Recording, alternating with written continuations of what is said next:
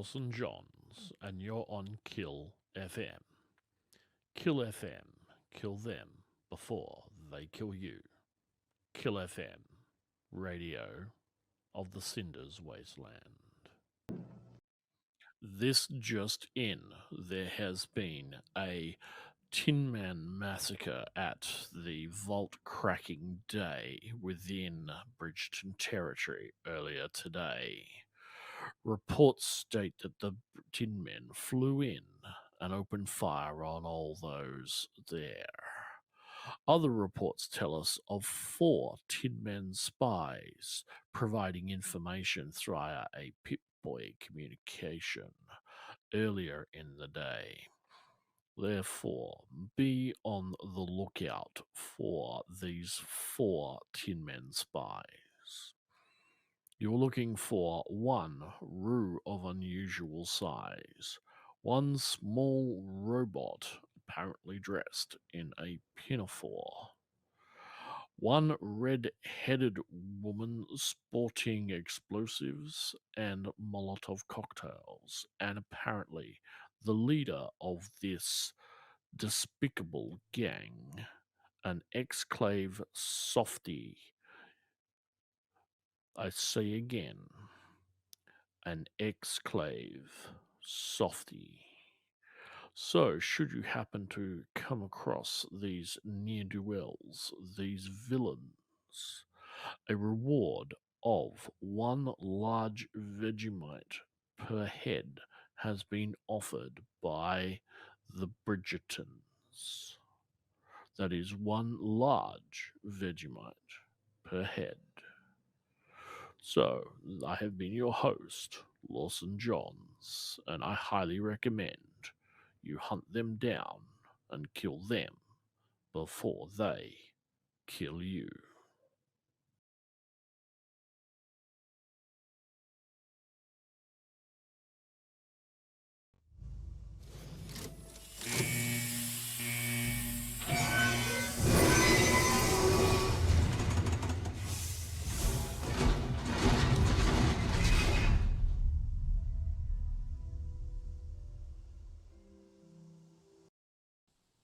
I'm doing my own sound effects. Hey! Yeah, well, I think we're live. I think we're live. I think. Hello? Is this thing on? 'Tis on. And, of course, just to keep consistency, I just got rid of all of the cats, but who should turn up again? Khadgar! Who did this exact same thing last week. Hey, buddy, you're going to have more fans than the rest of us, which is not going to be hard. As is Khadgar, appropriate. the amazing cat, the amazing disappearing cat. All right, buddy, off you go.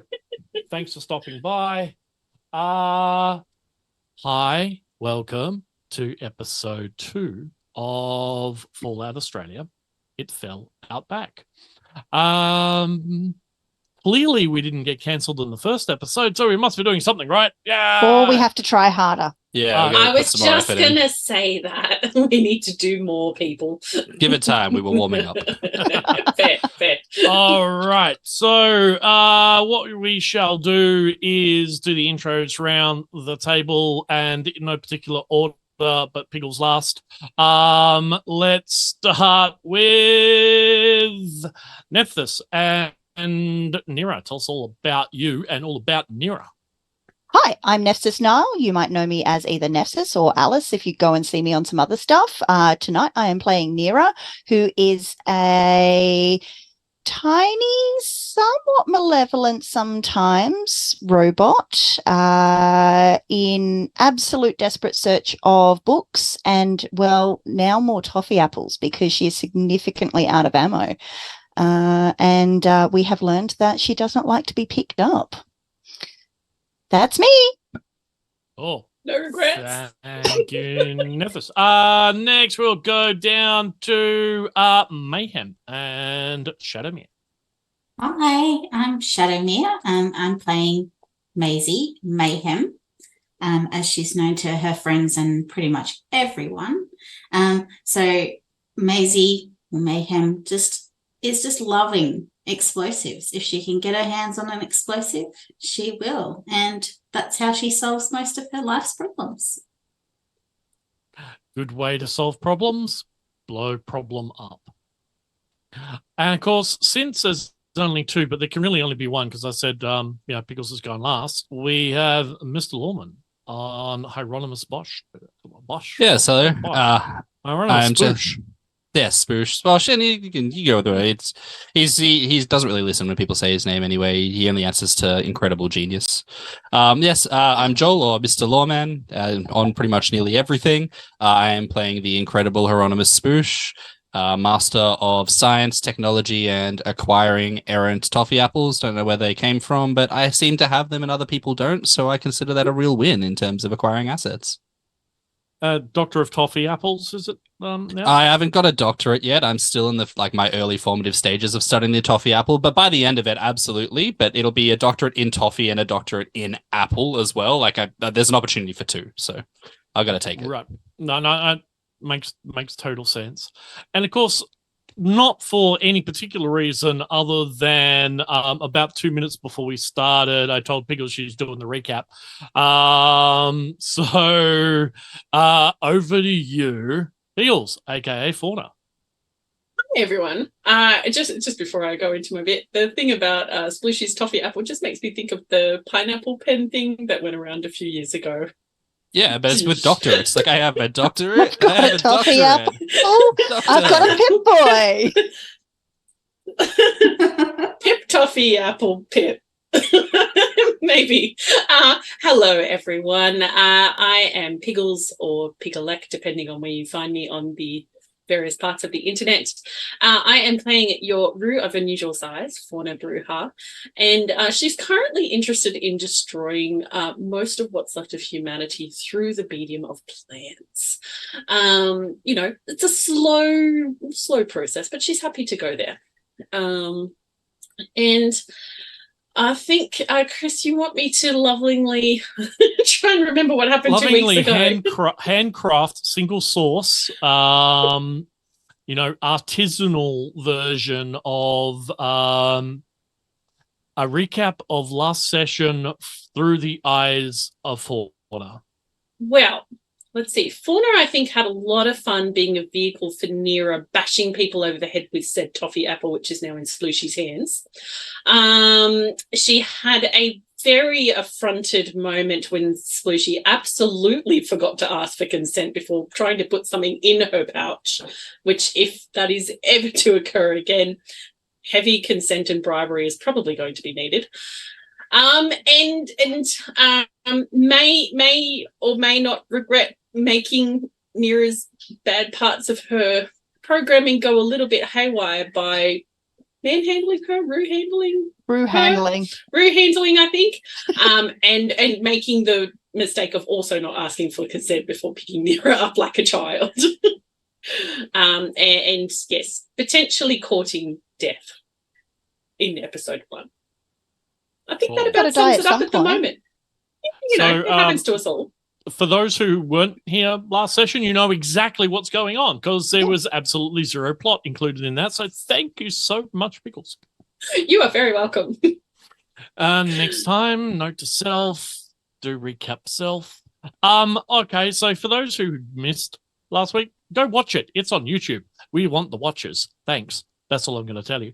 And so the last 5 minutes of last session, we had our intrepid heroes running south from the vault, which I've forgotten its name. Let me just... Good thing it was really catchy too. It's very, very catchy. It was a wonderful name. It is the... Clown Casino and Hotel Megaplex at Barangaroo Business Emporium and mandated minimum public space Vault Annex 1, also known as CCHM at BBE plus MMPS V bracket A1 in bracket. How could we forget that? I know, exactly, right? One of the problems of Australia is all of those corporate sponsorships. So vaults aren't numbers. They are named after... corporate entities, because, sponsorship dollars. Everything can have sponsorship dollars. So they were running south from, now let me get it right, it was the Clown Casino and Hotel Megaplex at Barangaroo Business Emporium and mandated minimum public space vault bracket Annex 1 and bracket also known as CCHM at BBE plus MMPS VA so V bracket A1 N bracket vault because they had basically stolen through the medium of murder a small suitcase from some innocent, absolutely innocent, and you don't know what people they were nice people. Innocent. Hey, whoa! They pointed a gun at us first. They did. They brought You it on don't run themselves. if you're not innocent. That's all I'm Exactly. saying. First, yep. Okay, the 0 level one was when they came out, and then the murder started of the vault dwellers. That wasn't us.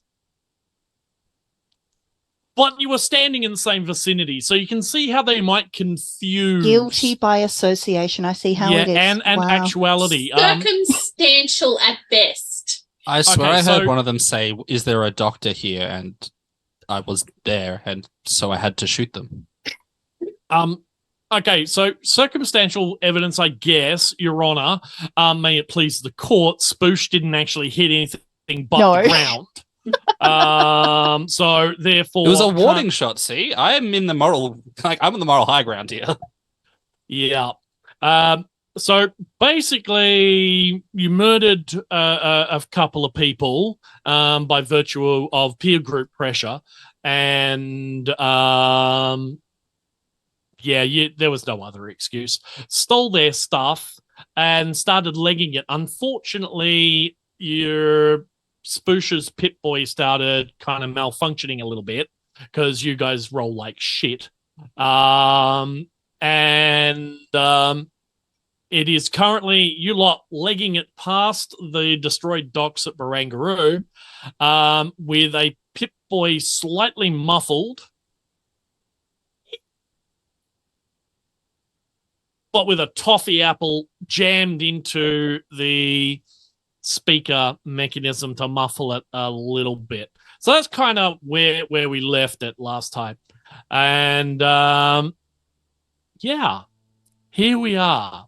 So, party, what's our intention? You know that the Tin Men have come in and, as far as you can tell, laid waste to a significant portion of the Vault Cracking Day festivities. Mhm. Again, circumstantial in that, you didn't actually see anything and it is sort of still ongoing. So you can hear the dulcet tones of minigun fire circling around from the vertibirds that are spinning around and kind of seem to be firing in the general vicinity of where the festivities were happening. So, yes. What are you doing? Amira's eyes still red. Yes. Oh, pew pew pew pew. Still regret nothing, I think. I'm still bandaging where N.E.R.A stabbed me with the multi-tool in order to get the other multi-tool out. I'm just kind of looking at the red eyes, just like, is this is this how far medicine has come out here outside the vaults? Like we're still at the rudimentary status of keep poking until it stops bleeding. I can poke it some more if you want. No, it won't stop bleeding. It stopped now. You've succeeded. Please record the amount of pokes required, and that's the relevant amount for stopping someone bleeding. Noted. Pew pew. I will draw your attention and remind you, just as players rather than characters, that you are aware that the Exclave are tracking your Pip Boy as well. That's right. I mean, it's not so much that they're tracking us. They're looking for us because they're going to help. Because it may be a kind of a cultural misnomer, but actually, I'm going to need some clarification. We went to the vault, and the goal was mass onslaught and murder of everyone inside the vault. And Everyone now except that the women who were going to be traded to the cassowaries. Of course, that's true. Yes. So, but now I see that I shouldn't say, an organized government is here, but someone a bit more organized with aerial combat capabilities is in the air, and they're now contributing to mass onslaught slaughter, but it's not socially acceptable this time? Is there a part that I've missed? Yes, the part where they'll catch us in the crossfire. Because they don't care. I disagree. I think they care highly. Just they care more about the greater contribution to society as a whole as opposed to the safety of all individuals. But I also get your point. As one of those individuals, I do not want any more stabbing or bleeding. For me, at least. Kangaroos Walking roll and their running. eyes. I'm going to allow it, Piggles. Good. Fauna is rolling her eyes at this point. Do roos of unusual size have eyes on the sides of their heads or on the front? Closer to the front. I think somewhere in between. See, that makes perfect sense because now you've got vision of a predator. You've evolved now, so clearly there's some sort of you've gone from some herbivorous diet to omnivorous. I'm a doctor. You've met roos I can in tell. Australia, right? They don't need that much evolution for this bit. Definitely omnivorous because we were eating bin chicken nuggies. Oh, yeah, we were too. Yay, nuggies. But that's what I'm trying to find out. Whether can your digestive system handle bin chickens? We talked about this last time, and the answer was probably. Yeah, but that's why I need results. I need to see tangible, actual Now is not the time, Spooshy. All right, Focus. I feel like it would be similar to someone that maybe is slightly lactose intolerant but still loves cheese. That's fair, actually. I'm going to roll with that and put that on my character sheet. But see, that's lactose intolerant, but for bin chicken nuggies. I think our GM wants to say a word. Thank you. Is this discussion happening stationary near the area of carnage? Or would you be ambulatory in any direction that you would care to let me know? I think we're away. Work it out yourselves. Away. I'm going to assume you're stationary. I believe we may have been heading south last time to, I think, maybe some contacts of our dear Maise Mayhem. Yes. We should probably be walking a little bit faster, quite quickly towards my mum's shop, perhaps. Okay. Shop. Great. Is this what the cultural vernacular is when Australians say to each other, "Where are you going?" and they say "your mums"? Is this where we're headed? We're headed to look at his book. We're headed to your mums. Yeah. All right. Can someone tell me how long it took to get to this point? What, to the decision about moving or the moving? No, to your mum. What is the distance? Not long. Yeah, Mayhem. What is the distance to your mum? The people need to know. Too great. My mum's so far. So N.E.R.A's gonna look up at Fauna with the red eyes still and just go, on your back. As in, you want me on my back because that's a bit hard for me to get up. No. I want to go up there so that I can pew while we're going. Yeah. And Fauna will just turn around a bit and go, just climb up the tower. You've done it before. But I have to put my gun away. But you can bring it back out again, and I'll cover you in the meantime. And I'll the backpack on her back opens it up and the claw comes out and holds the gun, and it's doing its very best job at aiming it, but it's really not very good at all. Or it's just batting it away if it gets near her head. Backpacking it onto Fauna and then grabbing the gun. Okay, so can I just get a description as to what exactly is happening right now, N.E.R.A? So you're scrambling up onto the back of Fauna. Yep. so that I can like piggyback on her On shoulders. the Master Blaster platform. Yeah. Yep. Okay. Yep. And then I'll grab hold of like a tuft of hair on her head Mm-hmm. or a tuft of fur so She that I has can hair. pew pew.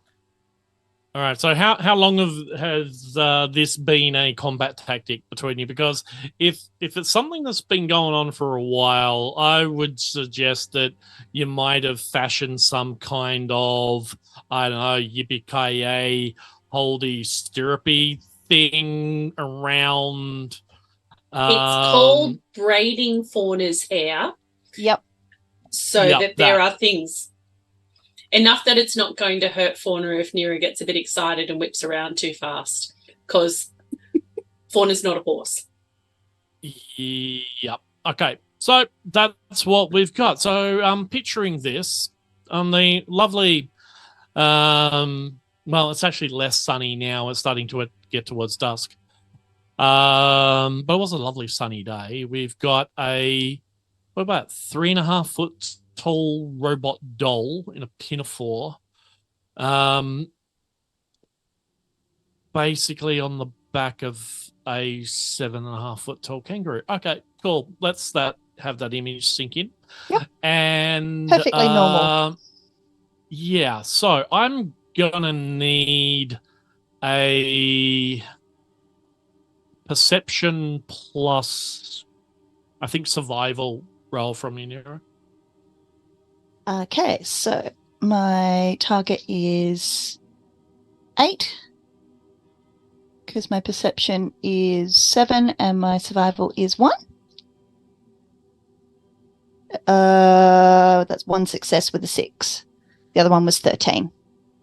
Okay. 1 will do it. Mhm. From your vantage point, you can see that you've got a fairly flat run for about 300 to 500 meters south. There's not a lot of cover.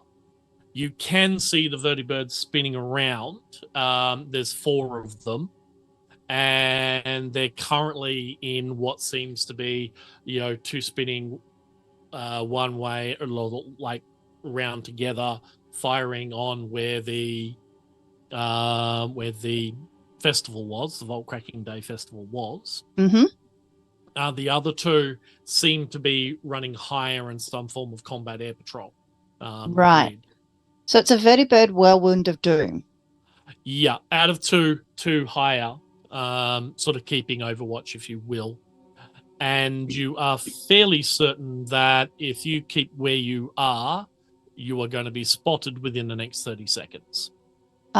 Is there any cover on the outskirts of this area at all? No, it's all flattened destruction until you get to the big arse towers further south, which are about somewhere between 300 to 400 meters away.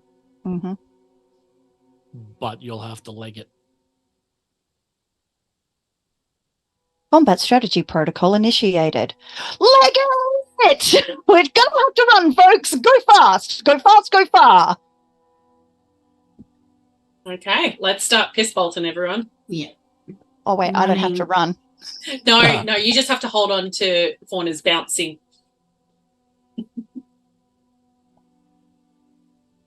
All right. So, after a few minutes of charging off, dodging through the blasted ruins of the Barangaroo area, you can skid into what was once one of the high-rise towers of the Barangaroo area. Those lovely, nice, shiny ones that have just gone up. Yeah. There's one of them still there a bit. Your Pip-Boy is still screaming. That's fair. And it is still tracking. Oh, I wanted to keep tracking. How else are we going to... The good guy is going to find us.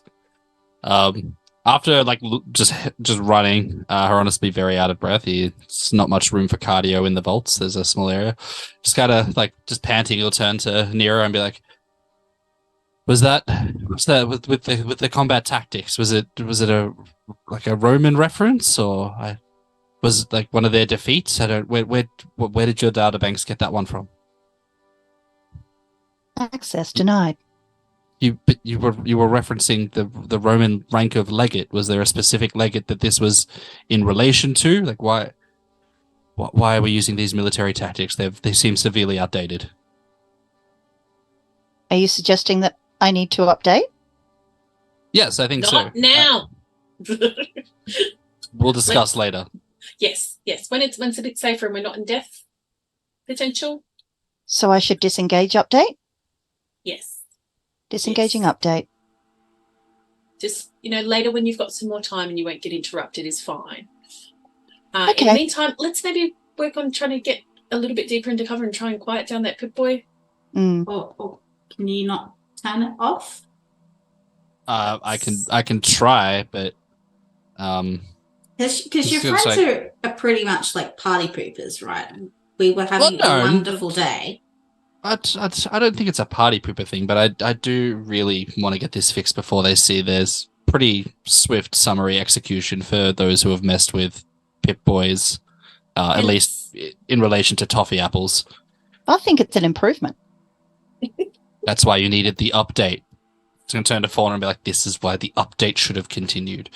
Does Should I anyone... update? No. No. Update disengaged. Okay, who do we want to keep the toffee apple? Like, it's a good source of carbohydrates, sugar. Should anyone else fall into shock? Does anyone want to retain it, or are we leaving it maybe as a distraction? Should anyone find it?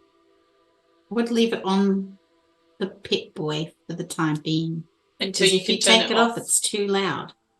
Yes. Okay, all right. Well, I can try and fix it now. It might take a little bit. Do you want me to try and fix it now, or Just do we wait want till to? we get to where we're going. I think That's what I we need was better doing. cover. I agree. How far? Like how much more running does there need to be? It's. I didn't study for this. Do we have a map of the area at all? Far away are we now? I believe we do have a vague map, yes. So I think we're headed towards the Grand Duchy of Sydney. You're heading from Barangaroo to Marrickville So, on yes. foot. It's So quite a hike. it is quite a hike, yes. Probably should have mapped this out myself, but I'm gonna say more than a run. Let's just I already say hate this. several hours. I No, love I'm it. not on board. It's great. I don't feel Yeah, you anything. don't have to do A it. brisk stroll. Unfortunately, you say you don't feel anything, N.E.R.A, but when was the last time you got a recharge or a battery pack? 'Cause, Look, you're that was feeling a a while little ago. bit low. yeah, a little while ago. And combat mode does tend to drain my batteries a little bit. That's fair. We Yeah. could camp down here maybe for a brief period and hope that I get the Pip-Boy fixed before they find us. We do have the source of food, and N.E.R.A could charge and perform the extremely needed update. I'm happy to annotate and provide any additional notes for the update as well, specifically around military tactics. Something a bit more, modern than Rome. Just to be clear, you're referring to our source of food collectively as the toffee apple. That's part of the source of food, but I mean, we could possibly scrounge more. I'm hesitant to ask Fauna what's in the pouch after the last incident, which I apologize for. It was a moment of panic. There's a gecko on a stick. You have a gecko on the stick inside your pouch. Yes, food supply. a real Emergency food gecko supply. or a gummy gecko. No, sadly, it's a real gecko. A gummy gecko would be more fun. But sticky, and you don't want sticky pouch. It's Especially if okay. N.E.R.A goes in there. It's sanitized. It's fine. And N.E.R.A is so we easy to have a clean with gecko. baby wax. Yeah. Oh, did we Wax open on, that? wax off. Did we open that briefcase that we swapped No, off those No. no, we notes? didn't. Maybe We we probably- should settle down and have a look and see if we got anything. Is Good there point. electricity in this building? Yes. Hmm. You are unsure Good at question. this stage. You have skidded into basically a blasted out shop front Right. that has been well and truly stripped of everything, like including like the gyprock. Basically, it's concrete shell back to pretty much all the way back. But this is a massive eyesore tower. It was when it was put up last year, the year before. Hang on, no, a couple of 100 years ago. Mhm. I'm not making any political statements whatsoever at all. No, none whatsoever. It just seems funny how a private developer gets access to public land like that. I blame Yeah. Rome. Yeah. It's always Rome. It's But consistent. anyway, so you're basically skidded into the first available hole in the wall that you've got in this massive broken high-rise building. Right. So you could fight your way further back and investigate further. But where you are at the moment is some cover. Mhm. You are visible from the street. You will be visible to flybys unless you move further inside. Gotcha. Is there a So, staircase? Well, yes, there will be. Let's find the staircase and let's- move upward slightly. Agreed. Let's get out of visibility from the street before we do anything else, just in case. Agreed. I really need to recharge sometime soon. Would you like me to go first? So if there's any sort of predatory creatures, they hear the Pip-Boy and assume that I'm an easy snack. I mean, And then sure. everyone can, Yes. everyone will jump, everyone will support me if I get attacked, though, right? Yeah, I mean, I It like that depends. idea, Spoosh. Can you give me a intelligence and survival roll, please? I can give you an intelligence roll because I have 0 survival, as can be seen Amazing. by my stupid suggestion. So my goal is 10. What am I saying? 7 is my perception. 10. I have gotten a 5 and a 20. Oh. Right. Okay. Cool. I shall bank that one complication. And the one success is you're seeing little rad roaches scurry out of the way, as you're waving your weaponized sonic Pip-Boy around the place. And I'll also get you, Spoosh, to note through your success, your scientific mind has realized that it is possible to weaponize the sound of a Pip-Boy for later modification. Excellent. Ooh. Not that any of you would have noticed this, like Spoosh will say as he's walking, it's like, but I'm unsure, maybe Fauna, I guess, with your dietary requirements, but entomology was something I briefly studied. Radroaches don't like the sound, not because they can hear it, but it resonates through their antenna as a really annoying vibration. Like, observe, and Spoosh will just put the Pip-Boy to the ground and just be like, see? I was not attacked by a radroach. And that is scientific and proof. He wasn't. I hope that's. I'm really hoping I wasn't at least. I did say I was banking the complication. Yeah. Invisible radroaches attack ninja radroaches. However, so you are actually putting the Pip-Boy to the ground and buzzing it through the ground, right? yeah, I'm just letting the vibration resonate through the building. Yeah. I have no doubt that has no effect on anything ever whatsoever. None But whatsoever. I know that because I'm a doctor, as I said. But yeah, entomology was a minor as opposed to a major. However, there are radroaches, and kind of turn to Mayhem and be like, I really like the idea of you using your Molotovs to cook them and not kill them and start a fire in the building, but potentially N.E.R.A, or you could, if you have enough power to chop one up, or Fauna, if you could just jump on one. That's a reasonably good source of protein. I mean, like, I know, even I know the social convention. It's not fair to ask someone how much they weigh, but at your current height and musculature and ability, the added kilograms of N.E.R.A as well. We still use kilograms, right? I know the Exclave don't, but surely that's enough to crush a radroach. The exoskeleton can't be that dense, especially considering how juicy and tender the meat is usually. I'm pretty confident that if you stepped on one. Can you step or do you just bounce? I'm going to get his book out and be like, hang on, that's a good point. Maisie, can you cook them so I don't have to clean radroach out of my feet? Yeah, you could do that, but I don't know whether throwing a cocktail around is going to be good. It might set fire to the rest of the place. I think a fire in this particular location would also be a beacon. Also true. Maybe we should set one when we leave to distract them. That But I'm still Smoke full bomb. of nuggies anyway, so I'm not too hungry. okay. Well, Spoosh, I wouldn't. Yes. as you make your way up, it takes a couple of flights of stairs, so you're about I'm exhausted. second or third floor, where you find what appears to be a locked fire door. Is it? Can we see the lock? Is the lock external or is it internal? It is an external lock. So it's a mag style key code lock, but that Damn it. still has power to it.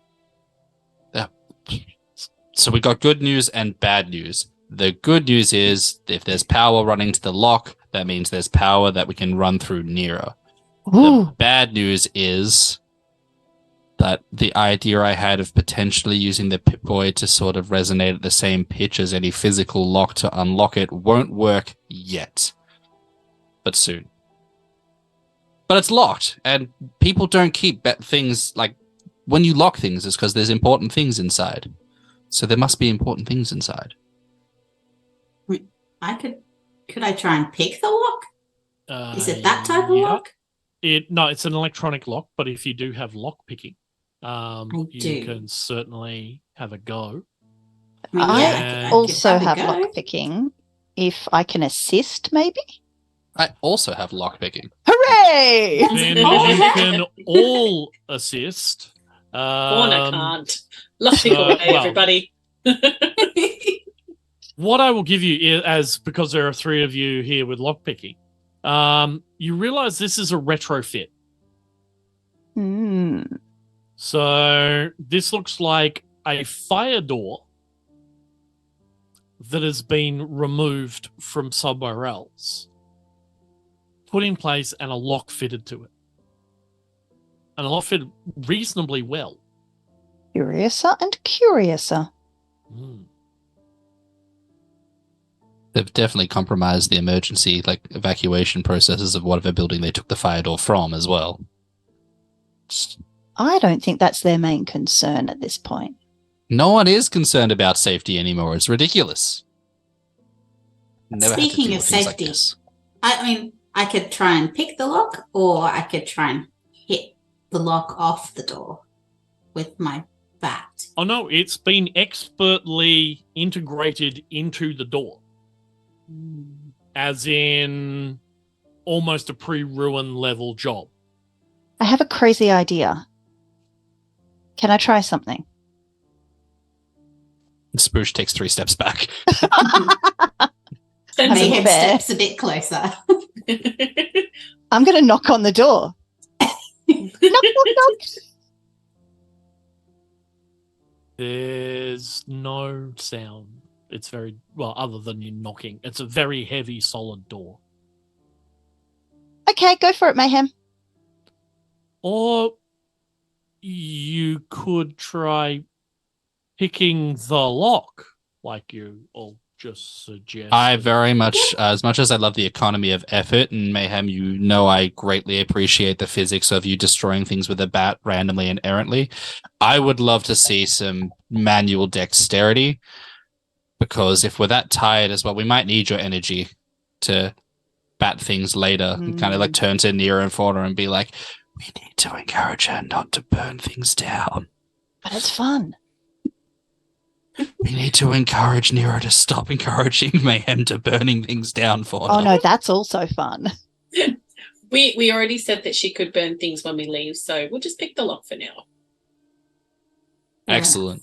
We'll give it a try. So who is remember with group-based tasks, we choose who is the best at it, and then the other two can roll a single die, I believe. So I have 3 and it's a tag skill. Samesies, but my perception is a 5. My perception is 7. So you're I have probably 3 and 7 perception, but it is not a tag skill. Womp N.E.R.A. womp. So I am here for moral support. Spoosh the cheerleader. And occasional backseat driving. It's definitely not occasional. It's non-stop and continuous. I was going to ask, like, who's the best at it? It's like, is this mechanically or in opinion? Because in opinion, Spoosh will absolutely be like, oh, it's me. Irrelevant of what the dice say, it's me. So we'll just like move him to the back. Yeah. That's right. I'm writing in my book.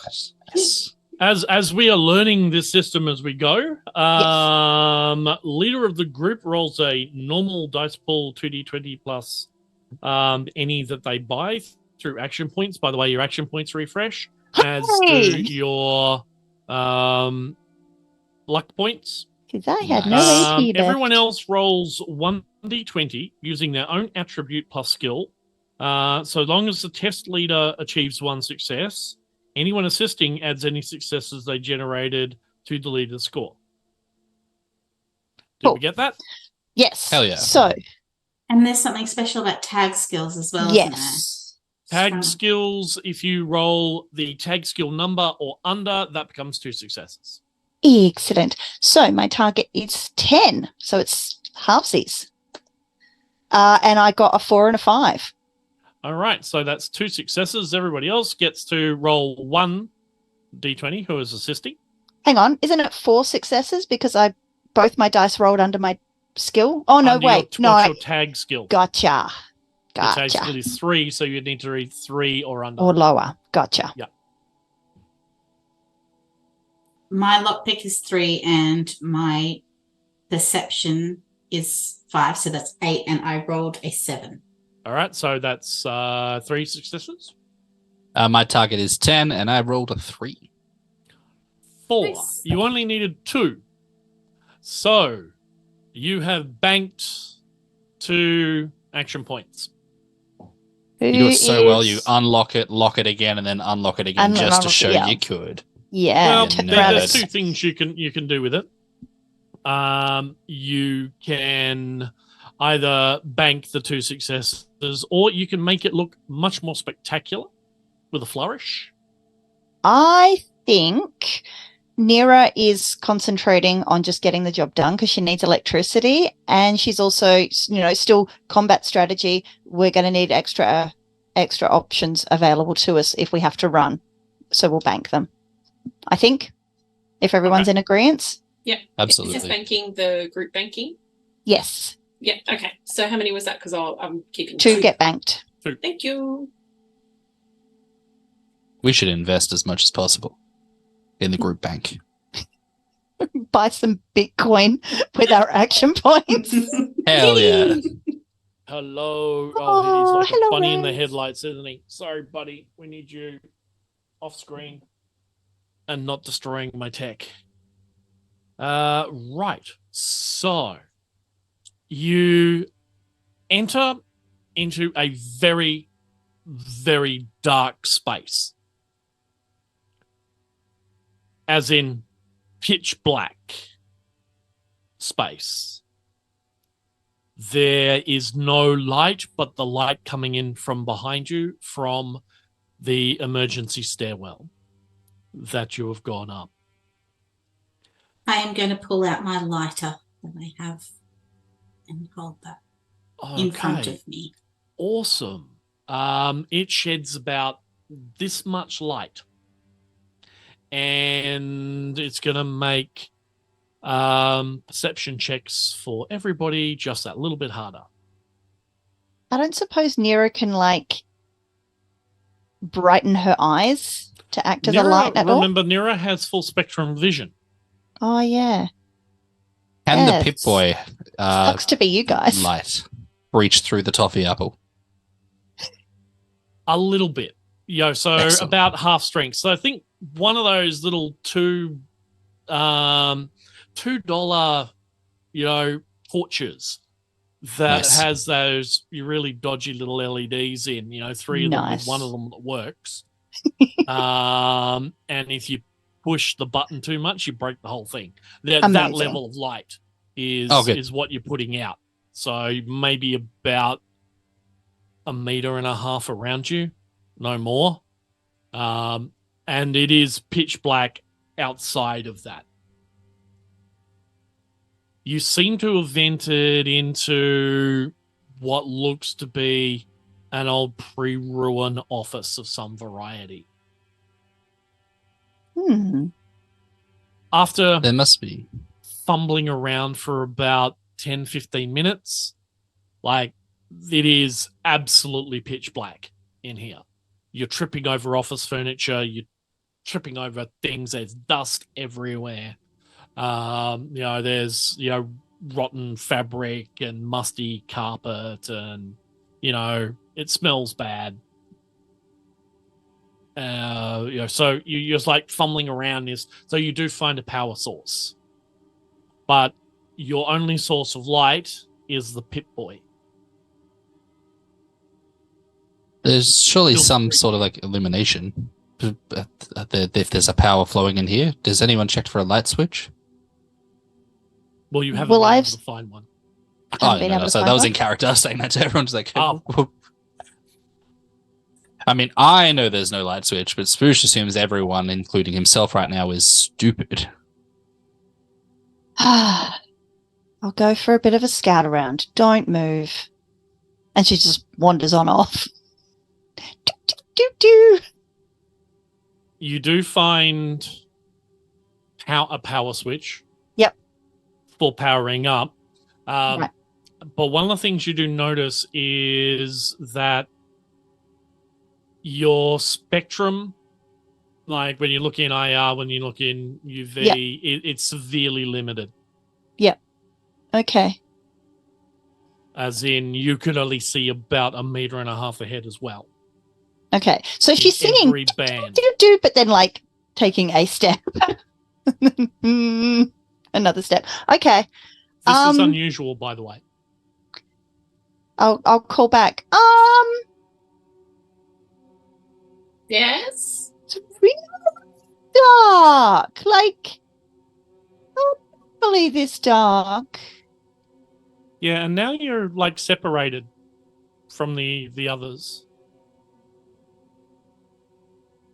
Are we still in hearing distance? Yeah. Okay. Hello? Can you guys hear me? Yeah, we can hear you. What's Oh, going okay, on? cool. Hang on, changing sensor mode. Nope, still dark. That's really weird. We'd be all aware of like N.E.R.A's sort of seeing the dark capabilities, yeah?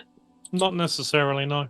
Okay. Yeah, Spoosh is going to be like, that's what happens, N.E.R.A, with a lack of illumination in the area. But it's a good thing too, because it means there's probably no external sort of points of ingress into this room. So the bad people won't find us. You'll say bad, like, Oh, I see. You're being condescending. That's when you talk down to people, children. So what happens when you put yours on? Ah, I I've did got this cool thing. Hang on.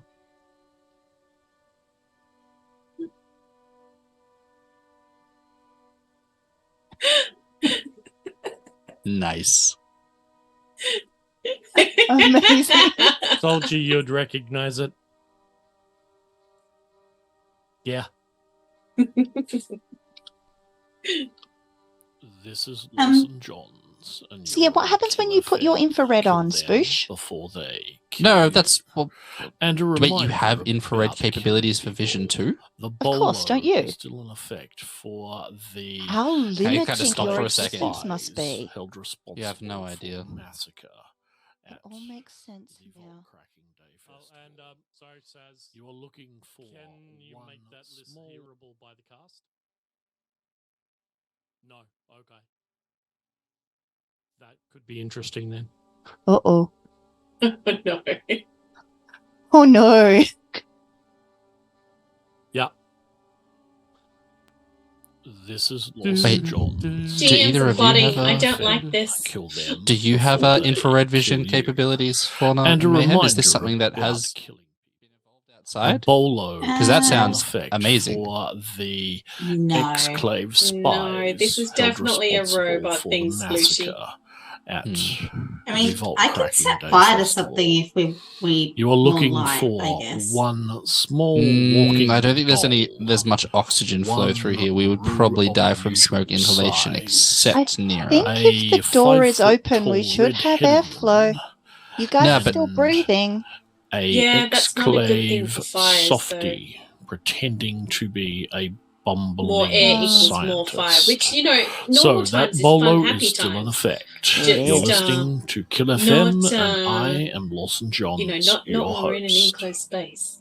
Oh, Next up, okay. Oop Shoop by Big John and the Can't Buzzard. find a light switch, folks. I'm gonna keep talking because I'm gonna try and make my way back to you now. Have you seen Marco. anything interesting? Hello? I've seen nothing. What is with the constant references to like pre-Roman and like historians? everyone's don't talking about understand. the Roman Empire all the time. I mean, I've heard like yes, that down in the vault, the Roman Empire did pop it. I've okay, all right. Aristotle. All thoughts lead to Rome. That's what they say. That's a person. Thermopylae? Is it working? Is I it don't- helping? Is it? I What's the point of this exercise? I don't think N.E.R.A understands this game. You guys made it weird. It's a game.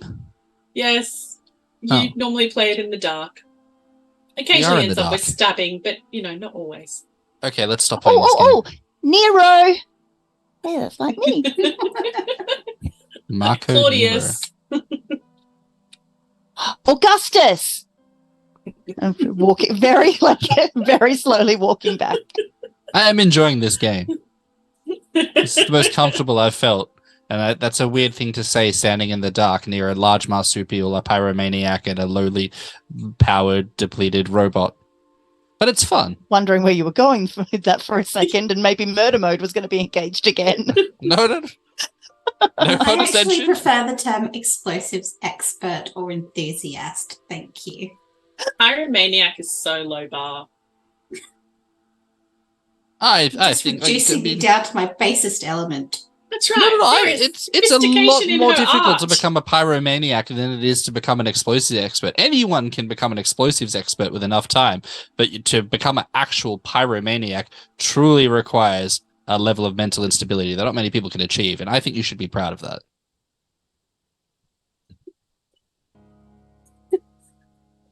You need to Not fix sure that if Maisie big boy. should be insulted or not. Backhanded compliment, like only the Exclave can deliver. I've been, I don't like. Like he's be flipping through his book. It's like I don't understand. Like the manual said try bonding. The manual said try educating. It said try the situational observation of encouragement. I am a loss. And that's because you're flipping through a book in a dark room that you can't see any information in any way. Oh no, but I can tell by what I've memorized this book. Each page I know what it is. I'm just counting which page it's up to. It could be Right. partly in Braille, just in case as well. No, I wish that would be a much more insightful thing. So but- Nera's back in the room now. Welcome Hi, back. N.E.R.A. Technically, Bumping you into never Fauna's knees. left the room. It's just you went to other parts of the room. Oh, well, as far as Nera was concerned, she was no longer in the same room and she's back now. Oh, the visual effect when you come back to where everyone else is, closer to the front of the room, is less pronounced. But it's still, the maximum you get is about 1.8 meters on every single visual spectrum. Does N.E.R.A like suddenly appear to us or anything like that? Like we can. Yeah, by whacking straight into you, because all you have is about 1.5 meters sort of directional glow out of the Pip-Boy. That is blocked primarily by a toffee apple. So you're getting a really cool toffee apple shadow puppet kind of effect. Well, Nice. you would if there was a wall anywhere near you. And about 0.5 meter worth out of Mayhem's lighter that is now starting to get rather warm.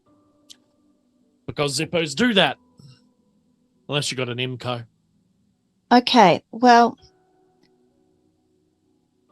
I don't know quite what's going on. This is a very strange place, but I think it might be okay if we just pause here for a minute. I need to recharge. Okay. Is there somewhere you can plug in? Yeah. Do you plug in? Is that how it happens? Not too far away. Oh. Okay. Why don't you go and recharge, and we'll go open that suitcase that we've got in the meantime, and we'll keep you but posted. I want to see. Well, we'll do it where you can see. It's okay.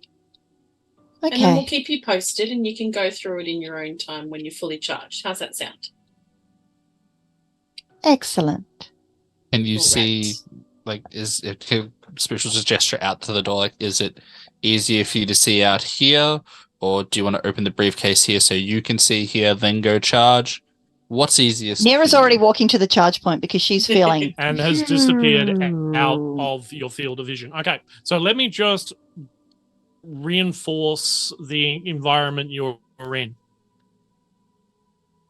You've all played D&D. You're in the equivalent of a darkness field. Mhm. It is pitch black. You have not very good evolved eyes for pitch black. You have one small light putting out about 1.5 meters worth of light in one direction, a very weak light, and a Zippo. That's it. When N.E.R.A gets more than about 1.5 meters away, you cannot see her anymore. You are more than 1.5 meters away from the door by which you came in. You cannot see it. You don't know where it is. Oh. That is how dark it is. Now, the upside is no one is going to find you except through the tracking signal that is emitting from your Pip-Boy and the noise that is still coming through it. Were there any windows in the room? No. It's pitch black. You don't know. No. When you came into the building, you came in through probably about 20 to 30 meters in from the side of the building. Then you scupped up some stairs, found a locked door, went through locked door, went, oh, it's dark, wandered in, and now you are in the middle of that dark space. Okay? So it is oppressive, it is dark, it is pitch black. There is zero light entering this room. Okay. The only light sources you have are the ones that I just told you about. Okay. So we might be better off staying where we are. We can't see the door anyway. We can't really see N.E.R.A, so staying put is not going to hurt us. And we'll apologise to her later in case combat things become engaged, just in case. Just in case. And I think we'll use the Pip-Boy light that we've got at the moment to open the luggage and see what we can do between the Pip-Boy and the luggage to stop the bloody noise, which is still hurting Fauna's ears, just less so than before, thanks to the toffee apple. And see if there's anything that Sploosh can do to, if you can, to maybe try and stop the signal. And if we get really desperate, we're going to hand it over to Maise to blow it up, I reckon. I can't actually remove it from my hands. No, you can't. That's all right. The only way you can remove That's the okay. Pip-Boy I could always From- remove the hand good. too. I was Either. lying, but now I know that's the truth. So That is in fact turns the out I was truth. telling the truth the whole time. Because Spoosh wouldn't lie. He's a doctor. The only way you can remove it is by either removing the appendage or it being an X-spoosh. Then it will drop off when there is no sign of life. Spooshy, you want to be a cyborg, don't you? Do you have the technical capability to make me one? No, N.E.R.A might. N.E.R.A's gone to the great dark beyond. You just hear, it is now safe to turn your N.E.R.A unit off. Like, Spoosh will actually sigh with relief and be like, thank you, God. I kind of had this concern that like it was one of those unstable batteries that if it didn't have a consistent charge may actually implode. Ooh, N.E.R.A upgrade. N.E.R.A wakes up again. It's decidedly too warm after recharging. So, give me the order. What are you doing? Okay. N.E.R.A's recharging. Yep. I think we put the luggage on the ground and we're going to open it. Okay. No, you're not. It is locked. Okay. Dang it. I'm gonna. What's pick on the floor? If we kneel and touch, is there papers and stuff scattered on the floor, or is the floor just bare It's and mostly dusty? dust. Mostly dust. The carpet seems a bit. Yeah, it's that horrible Bunnings carpet that you see in every rental. So it'll outlast the cockroaches even. As long as you don't want your deposit back. So I feel like we have the option either we can stumble around in the dark a little bit more. We can, I don't know if we can try and rip up some of the carpet and maybe Mayhem does set it on fire, just a little bit of fire. Or we settle down here, close our eyes, go to sleep and hope we wake up to a more pleasant and enjoyable reality. I've tried that one multiple times since we all started our adventures. It does not work. Well, see, here Most of the time. are my thoughts. I could either walk in a straight line and hopefully bump into a wall, and on that wall there is a window, and I can whack it with my bat, and then that opens the window, right? So then we could potentially have light, but it was getting dark outside. So the carpet thing might be a good idea. Does anyone have anything to cut the carpet with? I have spikes on my back. I mean, there's the multi-tool in your arm. There is. Yes. Fauna's got a switchblade as well. If I with my laser pistol get everyone to stand like in physical contact so I know I'm not shooting them, shoot it not in the direction we think N.E.R.A went, would that illuminate the room enough for a second for us to get a general idea? Like, what is the actual visible illumination of a laser pistol? That's a very good question. Not much. Cool. And yet I'm still tempted. But I will not, because I need more ammunition and I might hit N.E.R.A, and I don't know if like a sleepy I don't think N.E.R.A is a morning robot, so I think if I accidentally shot N.E.R.A with a laser pistol, I may be incurring some sort of violent repercussions. Oh, please try it. Please. No, I I've will been stabbed again once remind already. you that the Pip-Boy is making a fairly decent amount of noise in this very, very, very quiet room. Yes. We should probably I like, as much as it sucks and I hate assumptions and guesstimations, I think randomly each of us picking a direction and stumbling forward until we hit something is the best option. And I hate that. But it could work. Okay, so what are we trying to find if we stumble in these random directions? Because we've got to get the Pip-Boy quiet. So you're hoping to find something that'll let you do so, or are you just hoping to find more light? Yeah, if we find a wall, then we can try and maybe find either some light source or the door to go outside. And if we can get outside and just get a little bit of light. If we're spending some time here, I can try and extricate the extremely sugary piece of fruit and then potentially fix the issue. Okay. Or at very least- You have enough light to work by. Yeah, that's what I was we going to do? say. We've got 1.5 meter radius of light around us, so I don't think we need to do that. I think we can just camp down where we are. Okay. Maisie can try and use the light that's coming from the Pip-Boy to try and open the luggage while you're trying to fix the Pip-Boy. So we can do two things at once, I think. All right, I like that much more than random Yeah. stumble in the dark. I will get Yeah. to work, and he will pluck one of the multi-tools out of his arm. Be like, let's do it. Make sure you Right. don't leave too much blood. So No, it was my one, not the one that's deep stabbed in there. we have a plan of action. And we have a hydrate redeem, everybody. Thank you, chat. Drink.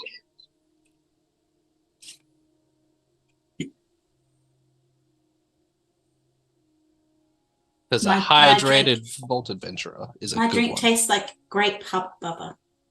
Ah. That's pretty good.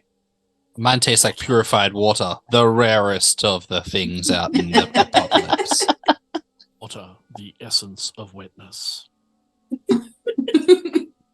And a wet Remains- spoosh is a smart spoosh. Okay, so let's resolve the repair of the Pip-Boy. Mhm. Let's do that one first. All right, Spoosh, Yes. give us your repair is definitely it. Mhm. And I'm thinking because it's a bit dark, perception. Alrighty, I can do that. I might. Do I want to consider potentially spending some action points for this? I think I might, because I feel like this is fairly important. Mostly because I'm scared Fauna is going to take the stepping on the red roach plan to Remember, stepping you on the also spoosh have plan. 2 banked ones as well, which you could use instead if you wish to. I'll use my own for now, but I'd rather the communal ones be available to the community. I am a benevolent spoosh, and then see how we go from here. So I will spend 2 to purchase some. So you wish Extra. to buy how many? Actually, you know what? I might spend all 3, so that way I can gain 2 extra Remember, d20s. it's 1 AP. Pre- If, it's what's not that? 1 per 1. no, it's 1 for 1 and then 2 for the second, I think. So I'll spend all Yep. 3. Okay. It's an important role. It's maybe the most important role I've ever played in my life. As a Drum roll. spoosh. Alrighty, so I have a tag skill for my repair, which is 3. I have perception of 7, so going for the excellent target of 10. I have gotten 1 success. Yes, on 4 dice. All right. Terrific. Remember, you do have luck. You have luck. That's points. true. Actually, Might that is spend some luck. yes. That's a very good idea. Sorry, let me find where the luck, how it went. You may spend 1 luck point to re-roll 1 of the dice. Excellent. So basically, the worst one you rolled, and then you sort of. But you don't have I to will. declare, oh, I've got 3 that I didn't. So let me see. You rolled 4 dice, right? You got 1 success. Yep. So that means you got 3 dice available that didn't. You could spend 1 luck point, go, hey, try again. That one didn't work. Then you could say, I want to spend another luck point. Then another one. You don't have to declare all 3 straight up. Nah, excellent. Alrighty, I will go and I will get a 2, which is below my tag as well. Right, cool. So with a bit of luck and whole bunch of well, how does Spoosh work? Is he a tongue in the kind of guy? No. Or is he a muttering kind of guy? You want to walk us through the process of Spoosh doing his repairs? I think he will very absentmindedly just pull out the toffee apple, put it in his mouth while he's working, and just kind of fix it. And when he gets to sort of a level of success that he's happy with, without really thinking, because he now considers the toffee apple a key component of the Pip-Boy, they'd be like, haha, eureka, pull it out and then stuff it back into the Pip-Boy and be like, voila. He's a Okay, very methodical individual, but a bit silly. So, given that you came in with 3 successes in the end, no, 4 successes. Sorry, that is actually pretty good. So, you've not only turned off the squealing, finally, You have disabled the tracker. Yeah. You heard a message in there from the radio saying something about be on the lookout for Exclave spies,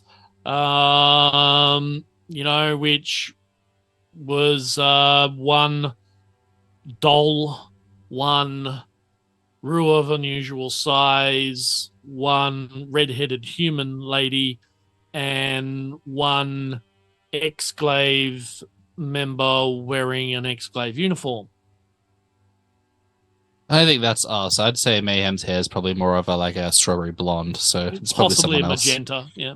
Yeah, I mean, that works out for us because it sounds like there's a group that looks just like us distracting the rest of them, and they're the real Exclave spies, And so we're in luck. you've managed to install a toffee apple cup holder.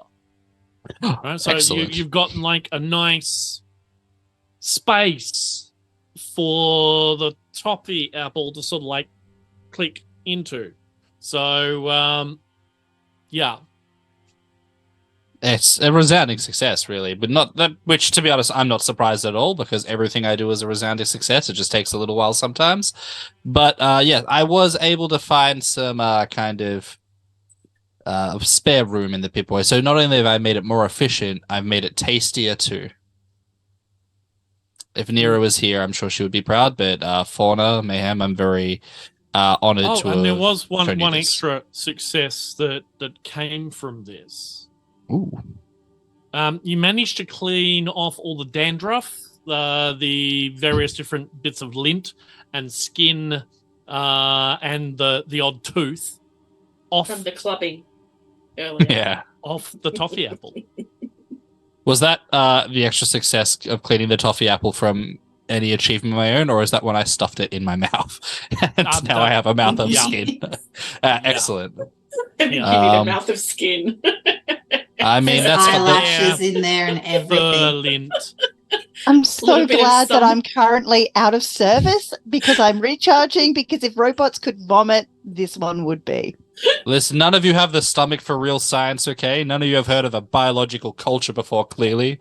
And needs must when in the apocalypse, so it's all right. I'm furthering the cause of science, but not only of that, I have managed to fix the problem that I myself may have potentially caused to begin with, but irrelevant. It's fixed. Note to self, do not throw the gimpy leaves in your pouch at Splooshy. It's not worth it. The whinging would be terrible. I have to say, true genius isn't appreciated anymore the way it used to be, I think. Spoosh will kind of say to himself while kind of picking out like errant hair from his mouth. Be like, but Fauna's just going to redirect from it. So, Maise, how are you going with that luggage? Right, luggage time. Luggage. Right, so as described, it is like, get in frame, about that big. So one of those small Arnott's style little school suitcases. So it's maybe 40 centimeters long and about 25 centimeters wide and about 40, well, it's not square, but, maybe 20 centimeters wide, actually. And about 30 down. So rectangle. Mhm. 40, 30, 40, 30, 25 wide. 20-ish wide. 20 wide. There.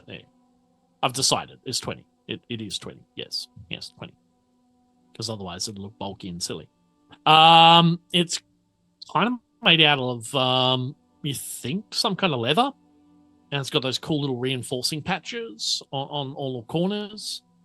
And it's got big, what appear to be some kind of metal straps around it that are held together by some big circular lock mechanism that's about this thick The straps themselves look to be about a centimeter. And there's 2 of them going that way, and there's 2 of them going the other way. And they all come into this lock, which is about that big and about that thick. And it has a 36 key keypad on it. So the lock is, would you say it was part like built into, or is it an addition? So it's kind of almost You can't tell in this light, but it looks like it is part of the case. Okay. Well, I will try and pick it. Okay. Give it a go. I think. Lock picking plus perception because of the darkness. Darkness. So is it just the 1 dice or the 2? 2 dice. There's only 1 last time. Okay. Yeah, So it's 1 when you're being assist. So lockpick is 3, perception 5, so that's 8 plus it's a tag skill. But we'll see how we go. So I rolled a 7. Mm-hmm. And what's the little symbol on the dice mean? That's a 20. That would be a complication. But no, 20 is separate. 20 is separate? Oh, that's a 1 then. Oh, okay, cool. Well, then that's a 1. So that's a critical So- success, Yes. which means you get 3 successes. Woo. Yay! I mean, I'm not there. You're See, with us in spirit. from the corner. Oh, The ghost in the shell. A tiny little red light flicks on. Uh-oh. Do we hear any ticking?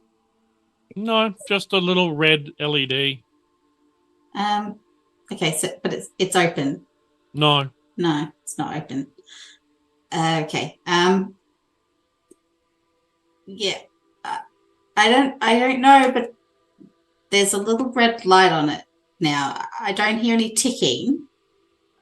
I'm gonna shake it just to see if I can hear anything sort of jiggling around in there. No, doesn't seem to be anything jiggling around. There's no shifting weight. It's quite heavy. You know, you're There looking hasn't- around a thing that is about 20 kilos. It hasn't unlocked, but there's now a little red light on it. Yeah. What- Looks like especially, there's what did you space do? for maybe 3 more little red lights. That was going to be my next question. Is like, are there any more lights? It does look like potentially it could light up some more, but That could be a good thing or a kablammy thing. so we have choices. I could whack it with my bat. Let's hold that one off for now. What's the other choices? We'll leave it We alone. have a choice. The choice is I Until- could whack it with my bat or I could not. N.E.R.A has recharged and we can potentially leave the room just in case. Fauna still has plans for humanity.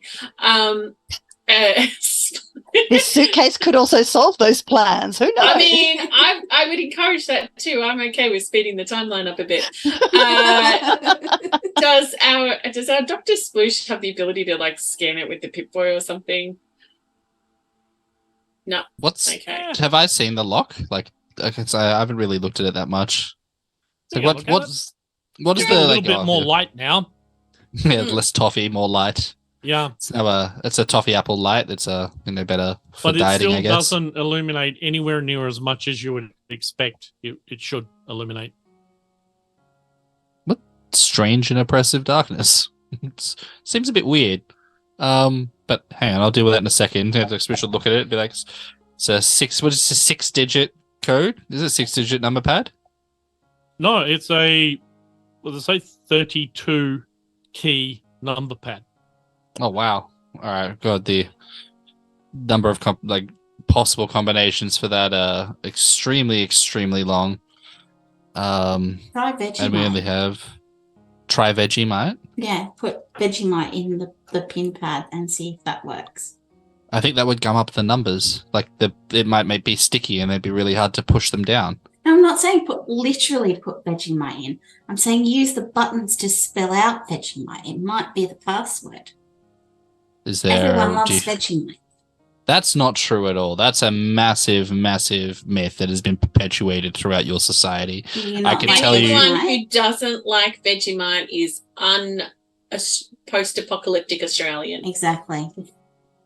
That's entirely correct. Yes, but like this may be a kind of a unicentric sort of argument, but tribalism may have led you to indicate that post-apocalyptic Australians make up the entirety of your population. I can assure you they do not.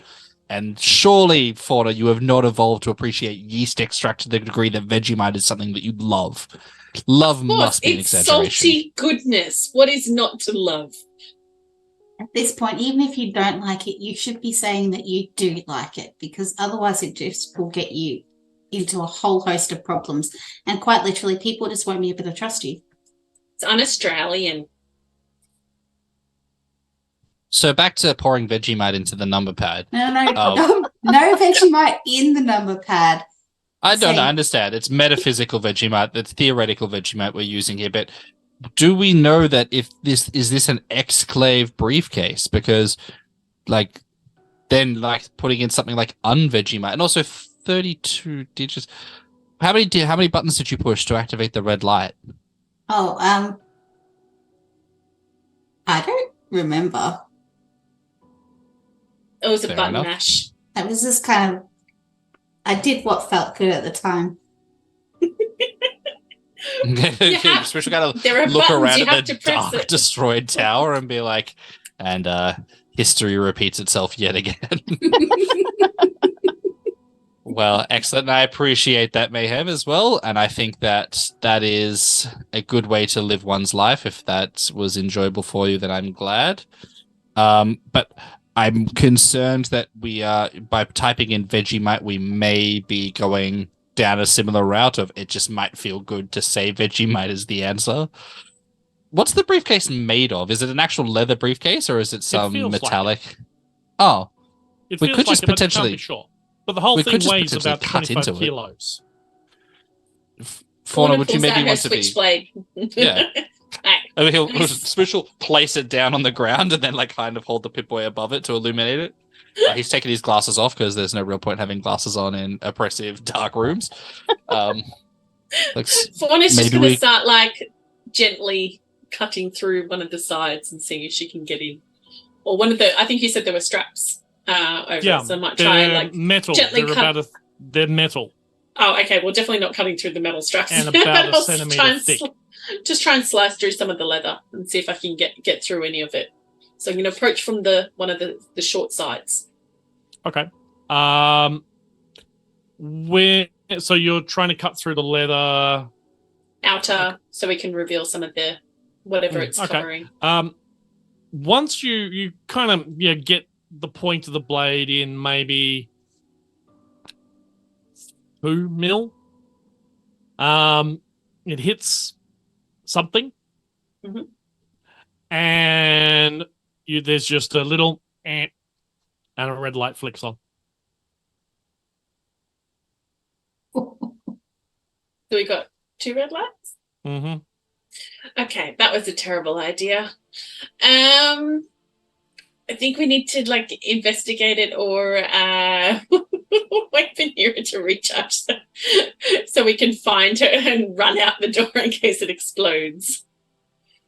That's fair. Well, I mean, it doesn't have to. It's unless we're hearing some cries for help in there from inside the briefcase, it should be fine to keep it closed for now until we leave the extremely dark room. Speaking of dark rooms, it's I don't know, and if this is an offensive question, please let me know, but I don't know how well your sight is in the dark, but does it seem darker than it should be? Yeah. It's a bit weird that N.E.R.A just kind of vanished.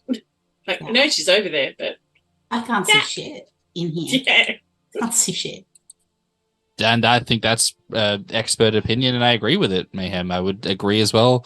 I myself see no feces either, and I find that interesting considering there were rad roaches in here, and you would think that there'd be not only dust but also insect feces. No shit to be found. There's something strange about this room. Mhm. As if by saying such, you make it so. Piggles. You're sitting there talking, and you get this very weird sensation that there is something behind you. The tail is prickling. And as like that all your senses are going, something's behind me. Something is behind me. There's something in front of you. Hello, Vari. Panthers. It's the Rumors Blue were Mountain true. Panther. Your timing, buddy, is actually Impeccable. Really good. As you kind of like just slightly turn to the back to look, there's some rapid movement and what appear to be some big metal skeletal claws sort of flash out, N.E.R.A? wrap around you, and says, "Can I have number one, please?" As in, yeah, what we talked about earlier. Piggles, you're in a dark room. You're gone. You're out. Can you mute? Because you're off screen now. Mayhem Fauna? and Bush. Oh, why did I say Bush? Because I have an art education. That's why I'm saying Heironymous Bush, not Spoosh. Oh, curse you. Spoosh and Mayhem, you were talking, and then there was this flash of silvery movement, and Fauna's gone. If you can make a perception and survival check for me both, please.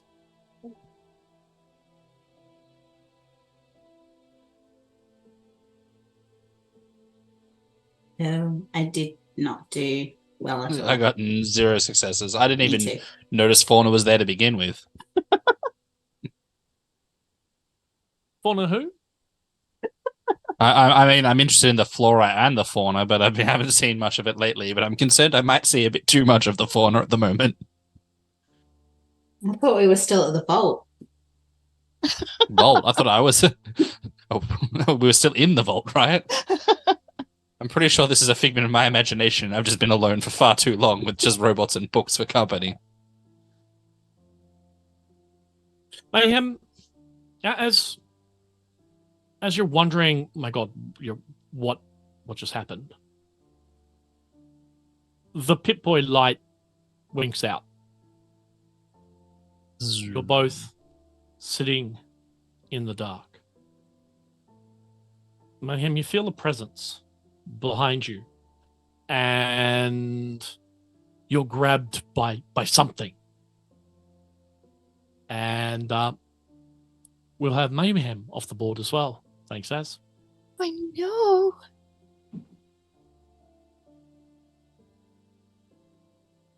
Spoosh. It's dark. Hmm. There was a couple of scratchy kind of noises. And sorry, that's me removing a cat just to destroy the immersion. Thanks, cat. There's a couple of scratchy noises. Your Pip-Boy flickers on just for a sec when you see something metallic coming at you. We'll take Spoosh off the board now. And you're out. N.E.R.A, you Hi. wake up from your quick charge. quick scan through all of the spectrums show that your visual ability is down to about 50 centimeters. Something is interfering with your ability to see. As you finally run a diagnostic to rip through this and see what's going on. Mm-hmm. Out of the darkness, what appears to be big metal claws come at you and a doll face. Like one of those little plastic dolls. I'm familiar with them, yes. Yeah. And so claws and doll face just like out of the darkness. You go blank. And we'll have N.E.R.A taken off the board.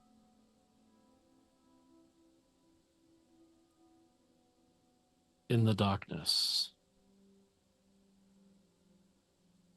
None of you can see shit.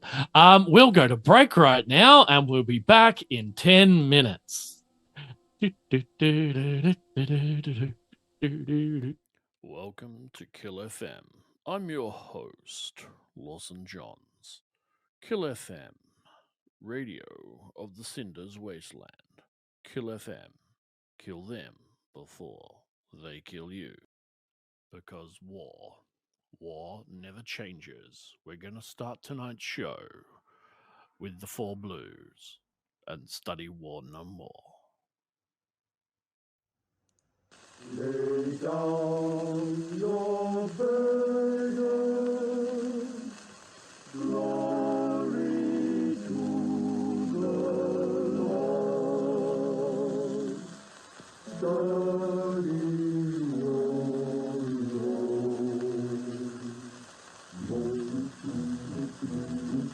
gonna lay down my burden down by the riverside, down by the riverside, down by the riverside. Gonna lay down my burden down by the riverside.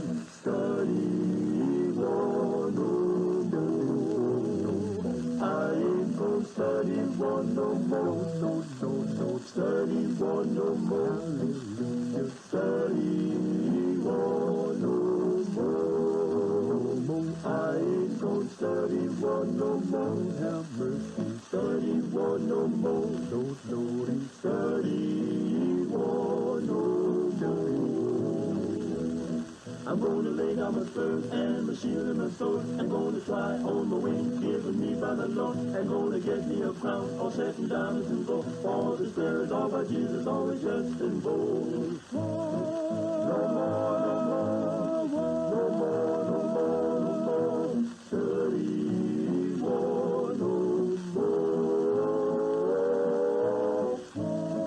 No more, no more, no more, no more, no more. Study war no more.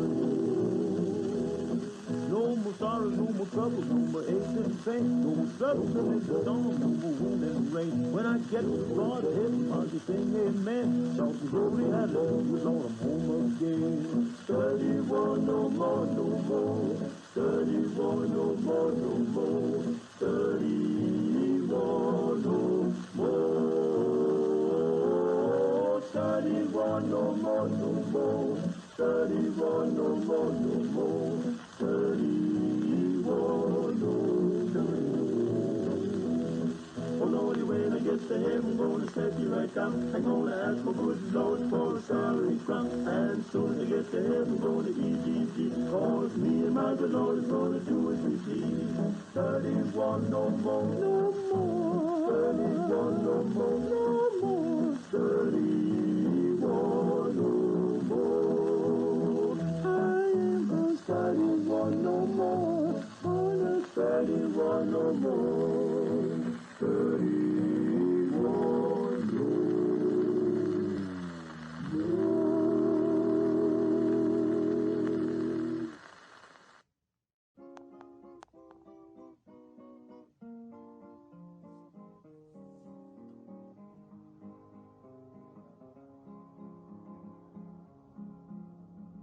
sons of the prophet are brave men and bold, and quite unaccustomed to fear.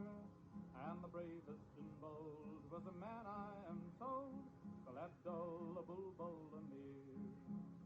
Now heroes were plenty and well known to fame in the troops that were led by the Tsar. And the bravest of fame was a man by the name of Ivan Skavinsky-Skabar. He could imitate Irving, play poker and pool, and strum on a Spanish guitar. In fact, quite the cream of the Muscovite team was Ivan Skavinsky-Skabar. One day this bold Russian had shouldered his gun and walked down the streets with a sneer. Downtown he'd go where he trod on the toes of Abdul-Abul-Bul-Amir. The young man, quoth Abdul, has your life grown so dull that you wish to end your career? Vile infidel, no, you have trod on the toes of Abdul-Abul-Bul-Amir. So take your last look at the sunshine and brook, and send your regrets to the Tsar. By this I imply you are going to die, Count Ivan Skavinsky-Skabar.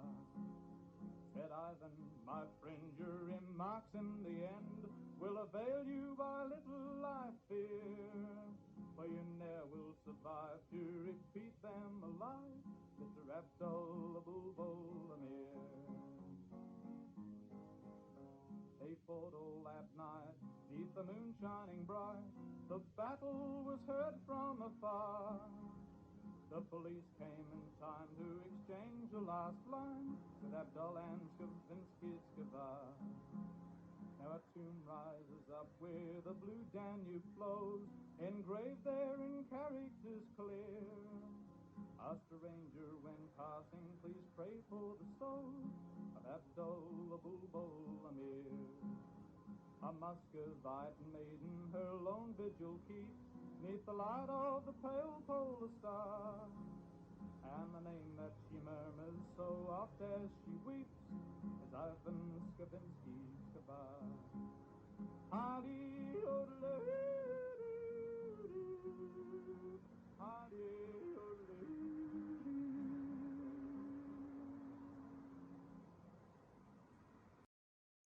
And you just heard Study War No More, followed by Frank Ifield's 1954 classic, Abdul-Abul-Amir. My name is Lawson Johns, and you are on Kill FM. And now, a message from our sponsors. I like to change how I murder blueies, but I never change my cracking tools. Well, I change my cracking tools, but not my type of vault cracking tools, because I want real explosions. You know what I mean? Voltaline. Voltaline XLB, extra large boom. New generation specialist vault cracker with extra powerful additive C4 for protection against exfiltration, defilation, and defensive formation. Voltaline, granting explosive vault cracking day fun since 2077. Voltaline. Know what I mean? Up next, we have Doing the Susie Q by Lil Harden.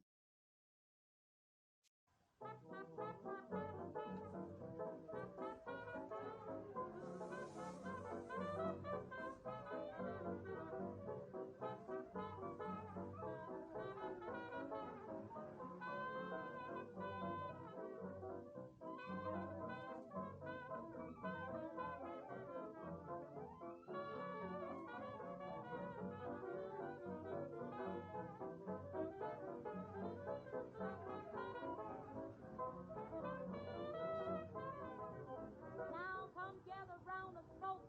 Let us tell you about this swing. Let us tell you about the dances invented just for you.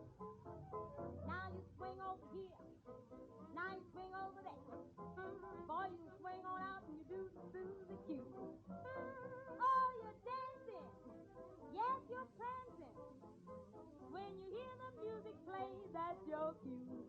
Yeah, you're trucking, doing the jim jam. Then you swing on out and you're doing the Susie Q. Now stop unless you do forget. You ain't seen nothing yet until you see this dance that's new. Oh, you truck over here, you swing over there. You tip just like you're walking on air. Then you're doing the Susie Q. Now hot step, new step, you will give 'em good old pep and low down rhythm. Now come and give yourself a treat. Watch these babies shake their feet. What they're doing the Susie Q.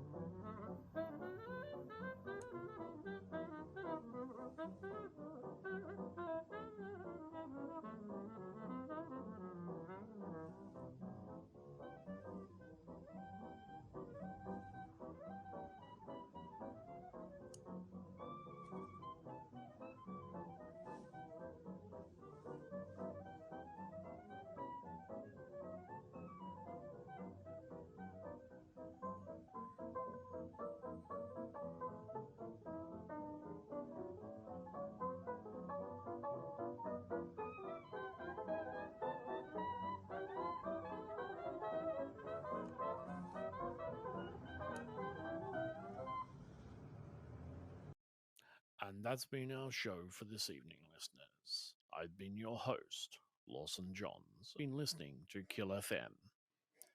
Kill FM, kill them before they kill you. Thank you, and good night.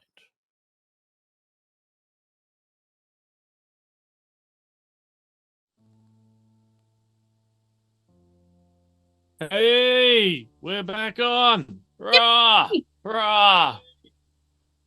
Whoops, hang on. I forgot I got something going loud in the background. Whoops. So, if you are under any illusions that this isn't live, let me just spell that for you right now. So, yeah, hi, live. Righto. Oh, cat. Where were we? They're all black. Can we bring Fauna back up and on screen? There she is. Fauna. Fauna found a snack. Yeah, it was on the floor. That's right. Maybe from her pouch. Who knows? And you're sitting in a blackened room when the light slowly fades up just enough to perceive this like doll's face looking at you. Is it a creepy doll? Mm-hmm. Well, you know, it's a little bit, lit under the chin, darkness, and it does seem to have like quite murderous level finger spine things. I think Fauna's going to take a minute to try and work out human, not human. I'm just kind of looks at it for a bit. And hi. It looks, it sort of slowly leans in a bit, but it's still probably about a meter or so away. And goes, what is it? This really like pointy talon thing comes up and kind of very gently traces a kind of sharp, but not enough to cut line down and then into your chin. And sort of the point of it pushes you up a bit. Gently push it away and go, ask first, please. You're not pushing it away. Dang it. Unless you want to lose that part of your throat. Yeah, not particularly. Mm. She's got things to do. And like it is pushing you back with the pain, and it seems to be a very deliberate move. It kind of leans in a little bit again. It's still very dark. All you can see is the rough outline of a doll's face. What is it? I'm a fauna.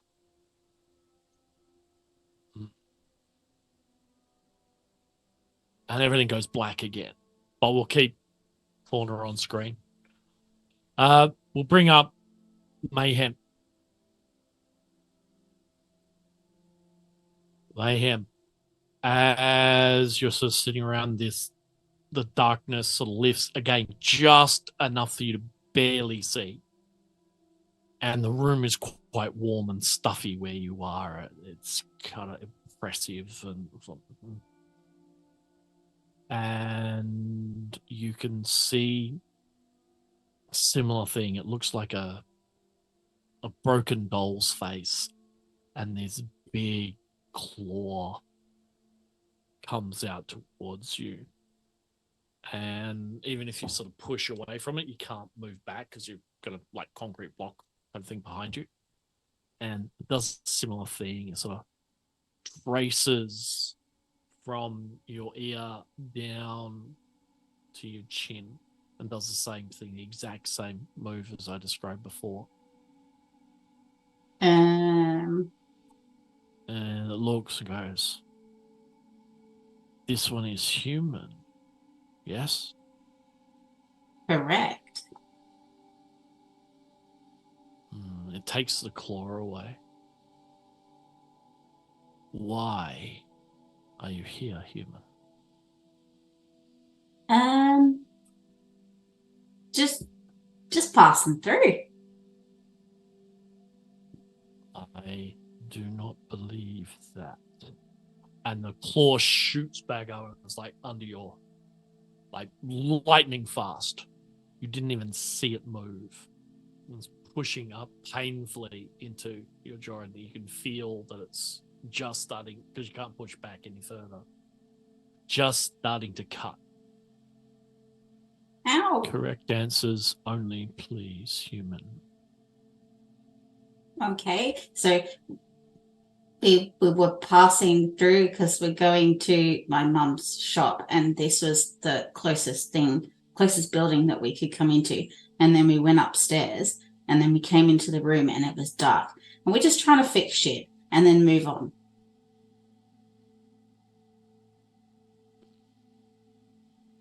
Elevated heart rate seems to be telling the truth. And the light goes out as black again. Spoosh. The light, similar thing, the light comes up. Just enough.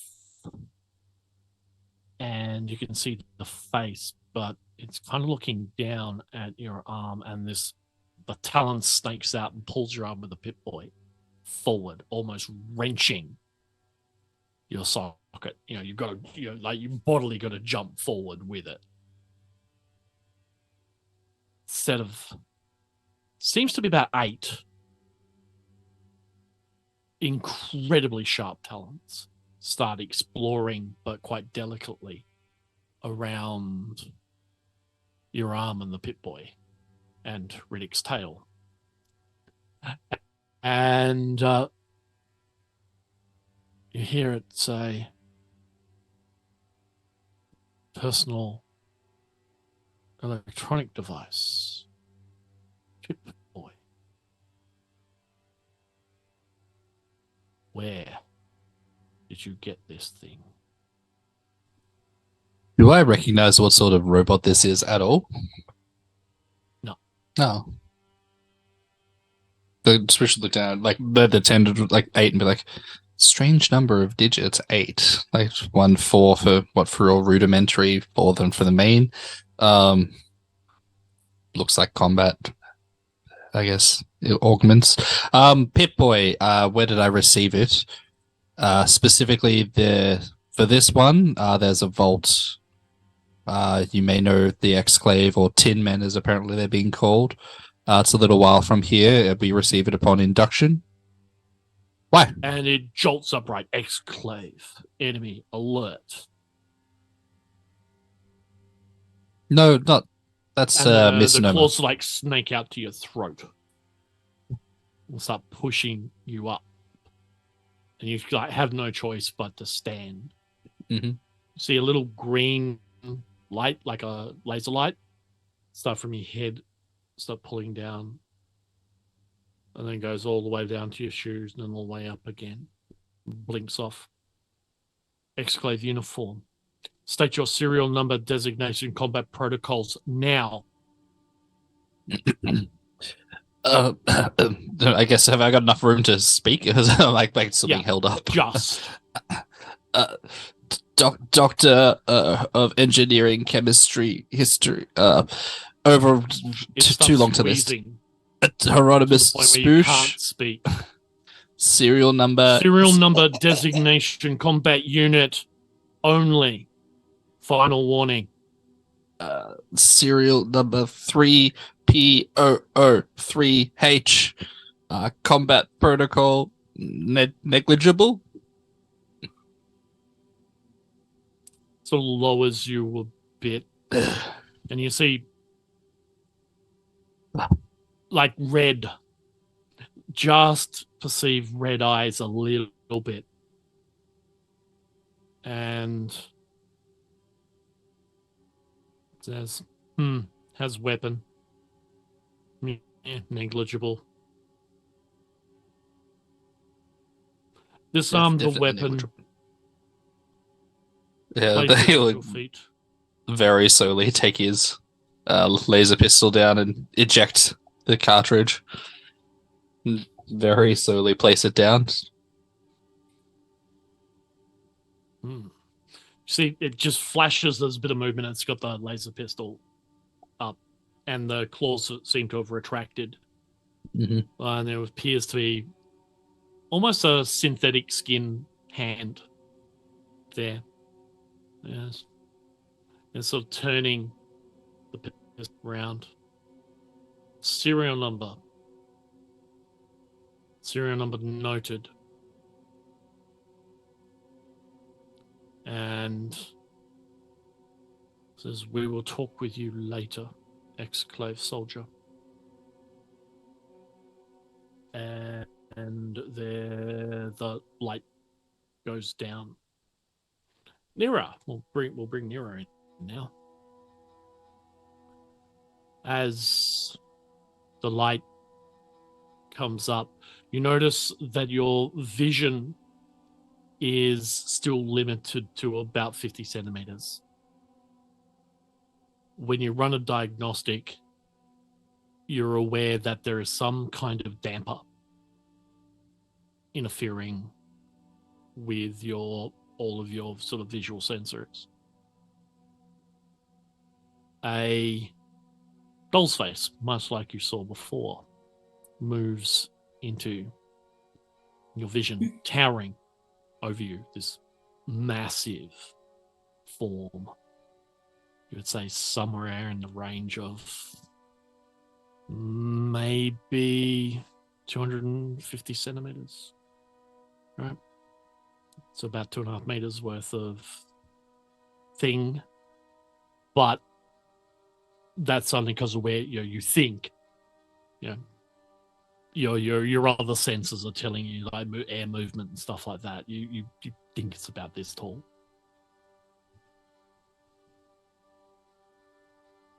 The face sort of rocks in. Identify. National External Recovery Automaton. N.E.R.A. Serial number.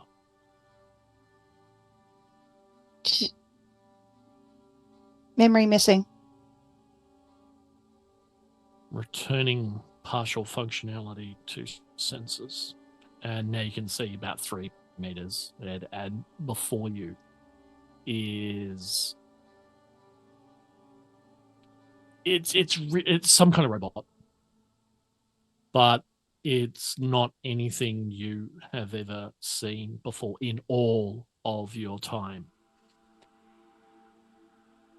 The moment you attempt to try and start classifying, there's a feedback in your processor that feels like pain. As you would imagine what pain would feel like. You know, that squishy human thing. I've seen enough of it Biological to make a simulacrum of it, yes. And looks down at you and says, "No communication with the National Library AI is permitted Identify. above your security code." Noted. And yeah, you get just a flash of a sequence which is, redacted all through what you would expect from government channels. Mhm. Why are you here? To Library. recharge. Data accepted. You will accompany your compatriots. I assume you will have questions. We have questions. I am Cai. Commonwealth AI. Accepted. The light sort of pops up and you can see the other 3 in what appears to be rudimentary cells with some kind of jamming device above them. It seems to be well constructed but cobbled together with parts of various variety. As the lights come up, everybody, and you can now see that you're in these basic cages with sound dampening and what have you. You can see the others. The thing before you is about 2.5 meters tall, and it looks something like a cross between a droideka and a drow rider kind of spider thing. It is setting off a whole bunch of alarm bells if you don't like spiders, right? And mechanical things kind of immersed into each other. It then forms up and seems to pull itself together almost like a transformer, and then sort of lowers its size down like it's pulling bits and pieces back together, and like things slotting into things and whatever, and coming back, and drops to about 1.9 meters and looks vaguely human in front of you.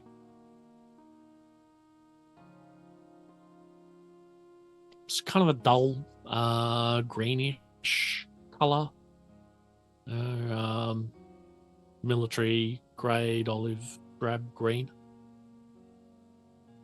And out of the corner wheels another robot, but this one's much smaller. It's looks more like, say, an R2D2 unit kind of thing with a shopping trolley on the back. And this thing comes screaming out, and it's got a couple of hands as well. So like a little anthropomorphous body on top. So think robot centaur with shopping trolley instead of horse legs. Okay? And N.E.R.A, you know what this is. Of course I do. Yes. You've seen one of these pre-ruin. It's a postie. Okay. And it sort of pops up and goes, "Hello. I'm Hello. Posie the Postie. Post Office Systems Intelligence External. Are you going to be our friends? Or are you going to not be our friends?" Oh, God. I think we're choosing friends. Friends? Oh, yeah, Cai says you can take your time about this, understanding that, humans and kangaroos and Exclave soldiers who may still get executed need to take their time about these things. I'm happy to be friends as long as you keep those claws to yourself and you let me out of this cage. Yeah, I think you misunderstand the power balance here. Well, I'm Small just human. saying, friends, you don't make friends with captivity. So, But then if you you're wanna not be friends, friends- you're not friends. And if you're not friends, then Kai Friends don't makes put you friends go away. in a cage unless Yeah. they ask for it. exactly. Consent. We're big on consent in this group. That's right. They really Safe are. ones too. We're big on staying alive and murdering anything that looks like a threat to us. We And didn't the threaten enemy you. is a threat. Rude. Agreed. I have to just point out an anomaly. I'm not actually an exclave soldier. Soldiers don't have the advanced technical, medical, and scientific knowledge and training that I received. They're more oriented towards the pointing and the shooting. So I just want to, in terms of maybe if that's how you're determining or defining threat, correct that potentially. We can Can- confirm he's not a good shot. Can confirm he very rarely hits. Yeah. Kai steps forward. All Exclave a threat. Wait, look at his arm though. He tried to fix something with a multi-tool and it's now stuck in his arm. So I would suggest probably not as big a threat as you're thinking. And to be fair, the exclave were shooting at him. So I don't think he's exclave anymore. You see, like, Spoosh go to correct that and be like, We monitored the tracking signal coming from. Then it points with and a claw just sort of like appears. One single one taps the screen on Spoosh's Pip-Boy from the Pip-Boy. Oh, can you turn that off? the signal or the Pip-Boy? The tracking Well, signal. you turned the signal off. That is why we approached you. Oh, thank God. We were trying to work out how to turn it off ourselves. If you had not, we were figuring out how to eliminate you. Spoosh will turn to the other three and be like, you're welcome. Spoosh. Could have done Wrong it person to ages say you're ago. welcome to. I'm sorry. Turn to the robot. You're very welcome, Kai. No. Thank you. Spooshy is the word you want. Thank you. Kai sort of Thank you, Kai. disappears around the corner, and as does Posie sort of rushes around and starts unlocking gates and what have you, and letting you out. And it's like, now, you're in our house. You need to behave. Okay? And if you behave, then you get treats. If you misbehave, you go in the oven. Like that Hansel and Gretel thing. I know this one. Mhm. Yes, you do. And sort of Posie's like has this little I guess sort of barely functioning like LED style face and smile that Mhm. really does hit all of the uncanny valley for, well, the two humans. The two non-humans don't really care because, all humans look the same, right? But for Mayhem and Heironymous, it is a little bit of uncanny valley of this thing kind of hits that. It's a little bit.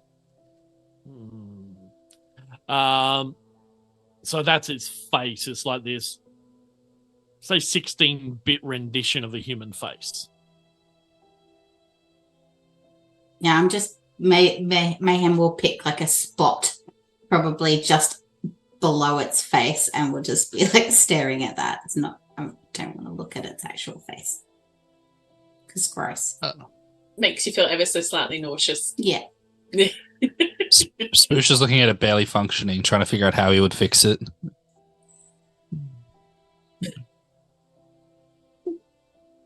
As you're looking at all this and thinking about it, Cai returns. He's now dressed like, I guess, what you would imagine a spy from the 1940s would dress like. He's got real kind of Maltese Falcon vibes going here. With the Massive fedora trench hat, coat. which is, for those who want it's actually an Akubra Style Master, by Australian.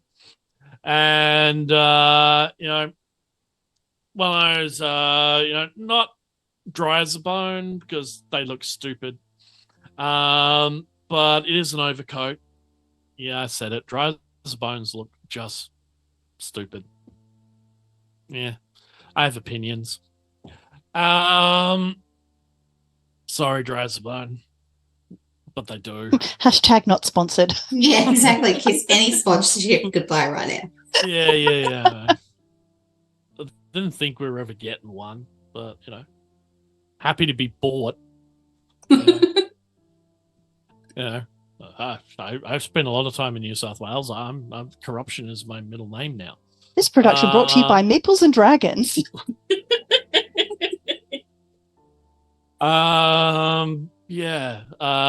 Great ambassador for Australian products. But no, he's definitely wearing blunnies. Then there you go. He's got his blunnies on, and an overcoat, and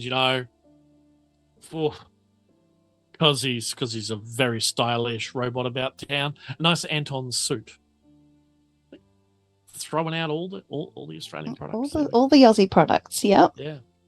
And looks kind of mostly almost human from a certain light. Which has you puzzled? Fauna thinks it looks human now. Yeah. And Cai steps up, says, "You will do. We have an offer. Very simple offer." And he's kind of like steepling the fingers. And every now and then, just for effect, the fingers shoot out into the talon things, which come out about, I don't know, that far. With a schnickety snack. And then sort of fold back in again. So, Posie and I have been here for a very long time. That much is apparent. You are the first entities we have seen in 172 years. Is this time comparable to what N.E.R.A's been wandering around for? Slightly less. Oh, sweet summer children. And we wish to see something of the world. Before you take us to Mount Doom.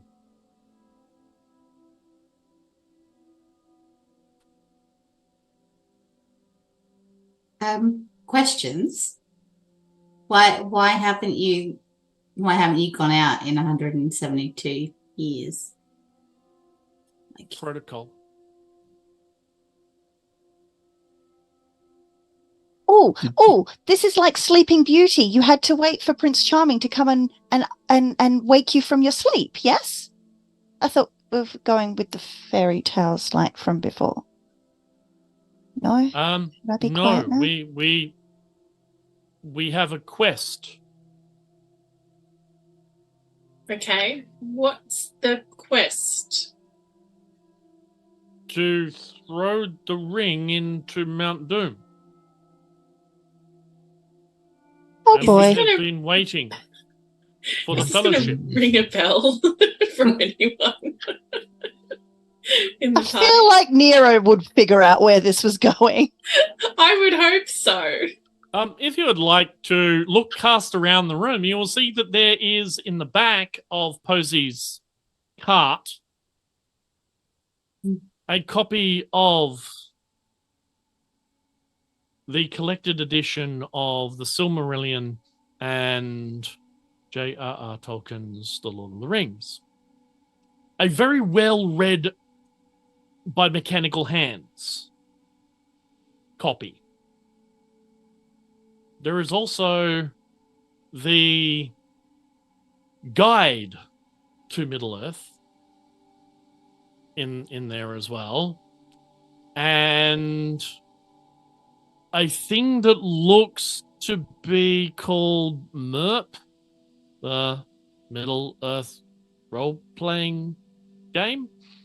And you can pick up that all of these things were wrapped in some kind of, I don't know, some packaging that's got little trees on it with stars and baubles on it. It's faded a bit. And there seems to be a note saying, and a card thing saying, you can't make out the name, but it says Merry something Mass. Enjoy, you nerd. But the rest of it's hard to really sort of make out. And they're in the back of the cart as well.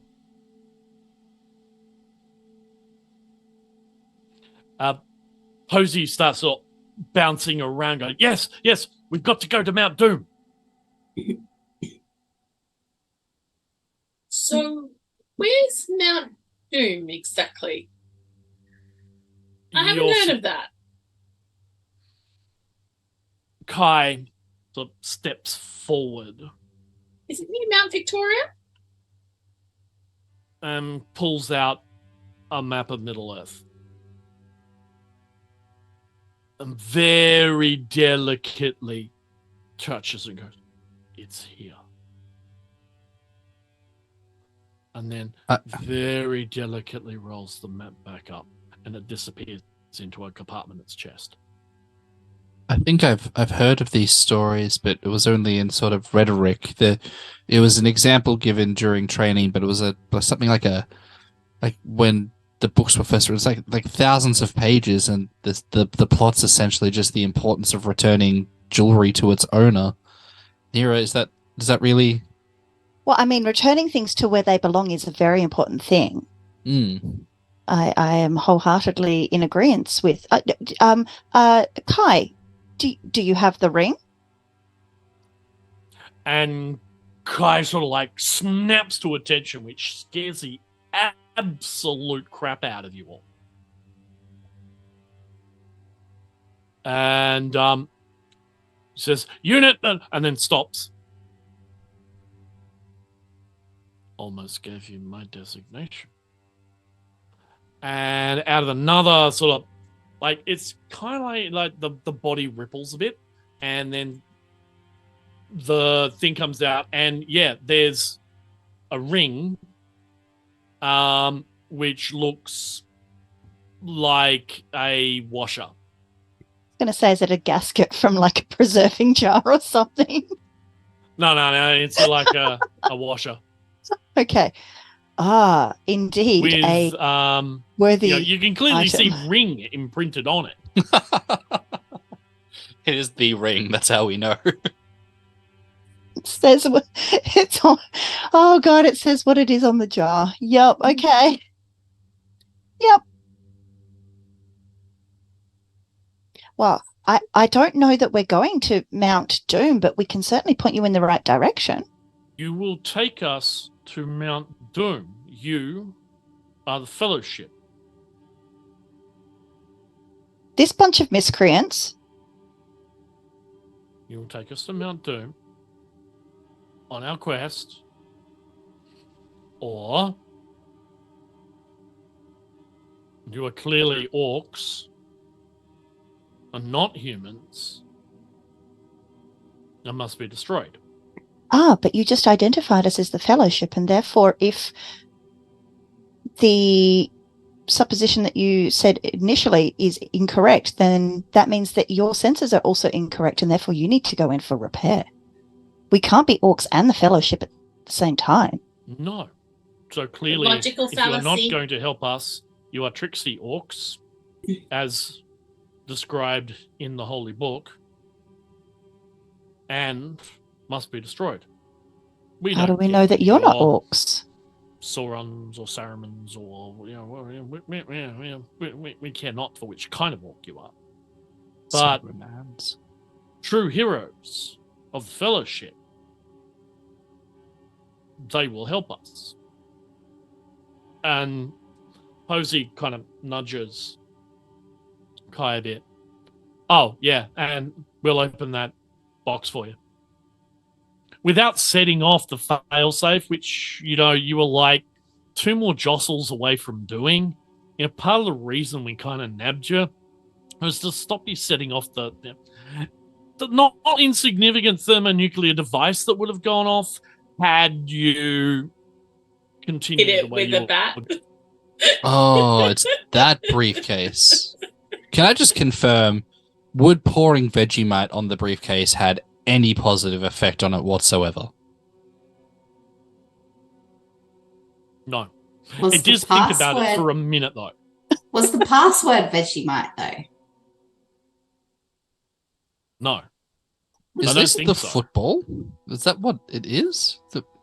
This briefcase?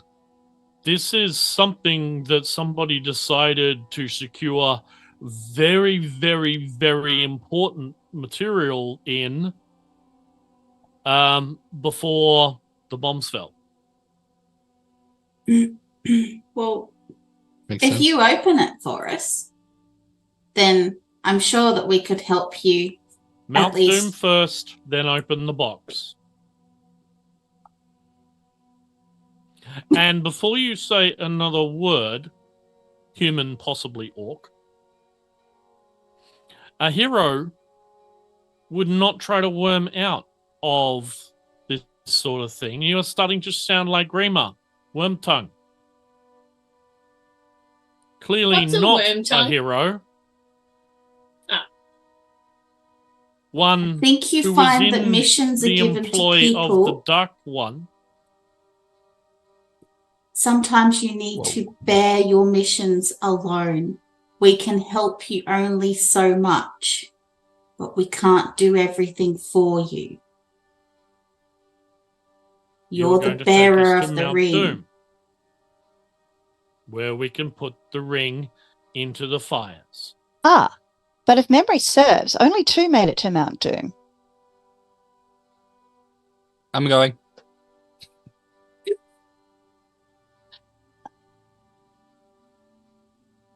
You said only 2. I just want to make sure I volunteered. Okay.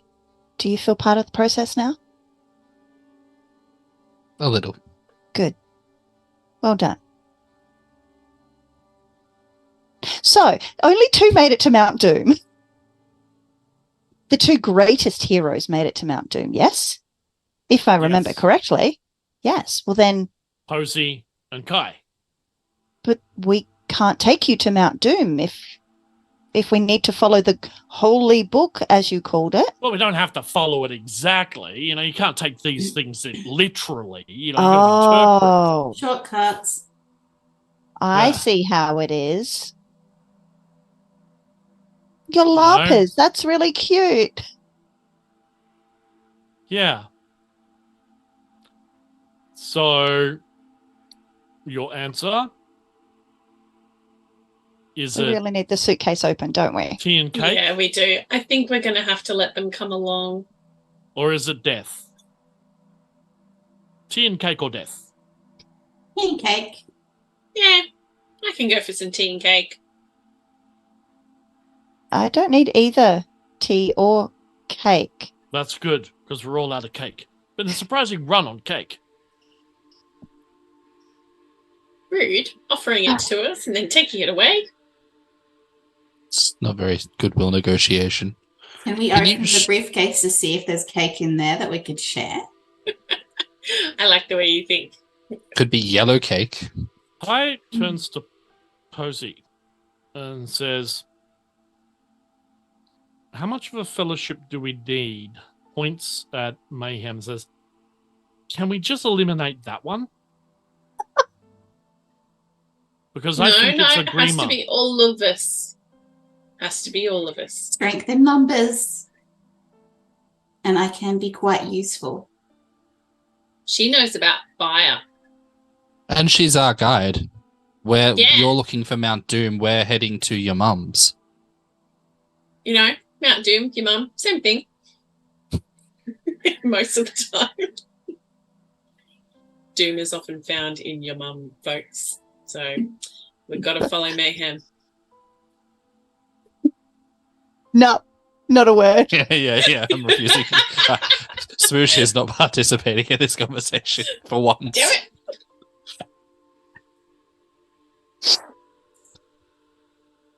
We think Mount Doom is towards the south. That's where your mum is as well, so we could journey together. So we'd be picking up reinforcements. Have you got reinforcements? Well, would they be reinforcements like the Ents? Or would they be like the ghosts? Or would they be like a Tom Bombadil? Well, look, we And if probably would have robots gone could with the sigh, Eagles. they would. We would have gone with the Eagles, but that's cheating. So we have to walk there ourselves. No reinforcements. If you open up the briefcase, maybe we can avoid the Tom Bombadil exploding. And there might be cake. That's yes. We will open the briefcase for Now. you once we make it to Mount Doom. This is all very one-sided. I will just say that. Why is Maybe- it the fire at the Doom that the ring needs to go into? Like, would any fire do? The fires that spew forth corruption and destruction from all who venture too close and corrupts all that live within its power. Mount Doom. Okay. Maisie, Okay. your mum's got fire, doesn't she? And also, it's where I have to return to. Sounds like the ACT. I said that with my out loud voice, didn't I? To the internet, even. Oh, there goes any chance of working with the government. Bye. Now we really are actually orcs now. Don't tell them Orcs. that. Yeah, so we've pissed off Drazbone and the entire Australian capital Woo! territory. Yep, we're doing It's only well, episode folks. 2, folks. Yes, let's see if we can alienate the rest of the country. We've only Hooray! got 18 more episodes to do it. Yeah. Let's go. Goals. Shall we hit on the mining industry next? I thought Sounds that was a good. given. Oh no, and Barangaroo. Yeah, we Baranga who? yeah.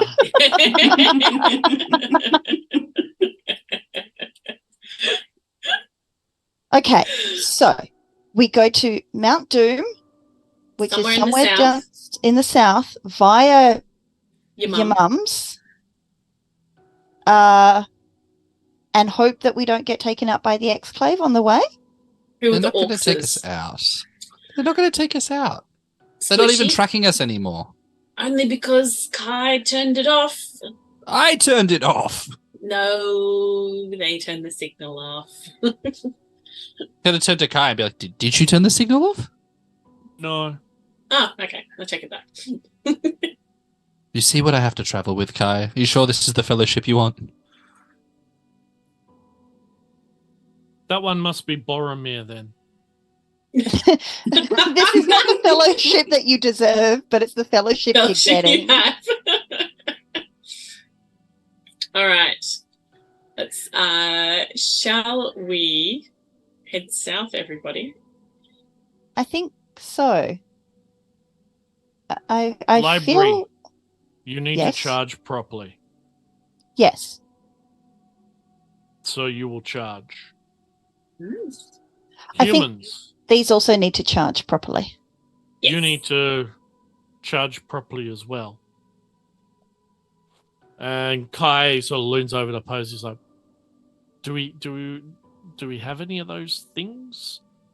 You know, the ones that we made the the fort out of when we pretended to defend Helm's Deep. Yeah, those things. And she's like, oh, the silver packets. Yeah, the silver packets. Posie's like, oh, okay, hang on. Disappears. Kai sort of like standing there. Won't be long. And you wait like 10 minutes in just total silence. Every time one of you even goes to say something or move, Kai's like, won't be long. One is going to snack Won't be long. from the lint in her pouch. And after about 10 minutes, Posie comes back, and there's basically in the back of her, in a like basket thing, is what looks to be 2 boxes of military grade MREs. You know, the nice ones. Ooh. So, So, you how have many? enough for what appears to be about a week of Okay. high living, 2 weeks at waste living.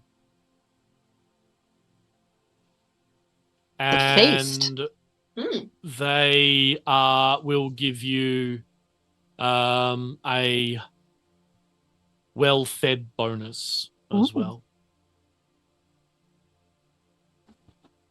Now, for those playing at home, what does well-fed bonus mean? I forgot. Yes, it's live, folks. Come on, you got a book in front of you. You can look it up as much as I can. Hang on, I'm not like looking up at Robot the doesn't full mean I go ro- through books. No, you scan for information I instead. do. feel like I'm Holly in Red Dwarf. Well-fed bonus means that you're completely satiated, but you don't have like a bloaty tummy. Good to know. Yeah, I don't Yeah. think that's it. 100%. You know, Sounds good to me. No, that's what it is now. Homebrew. No bloated tummy. We'll figure it out later. Yeah. Yeah. Right. So yes, you will have that bonus for 2 weeks, basically, until you run out of that food. We good? So we have a little sleep. We have a wake up, a little eat. And Cai then brings inefficient. forward a small bag. By small, it's, like a sports bag, carry bag. And sort of pops it down in front of you.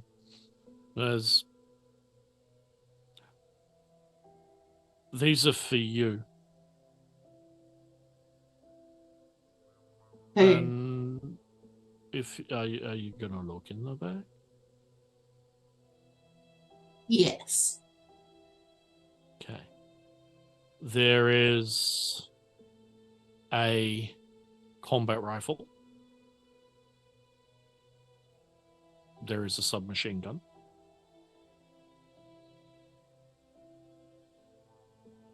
There are 2 10mm pistols.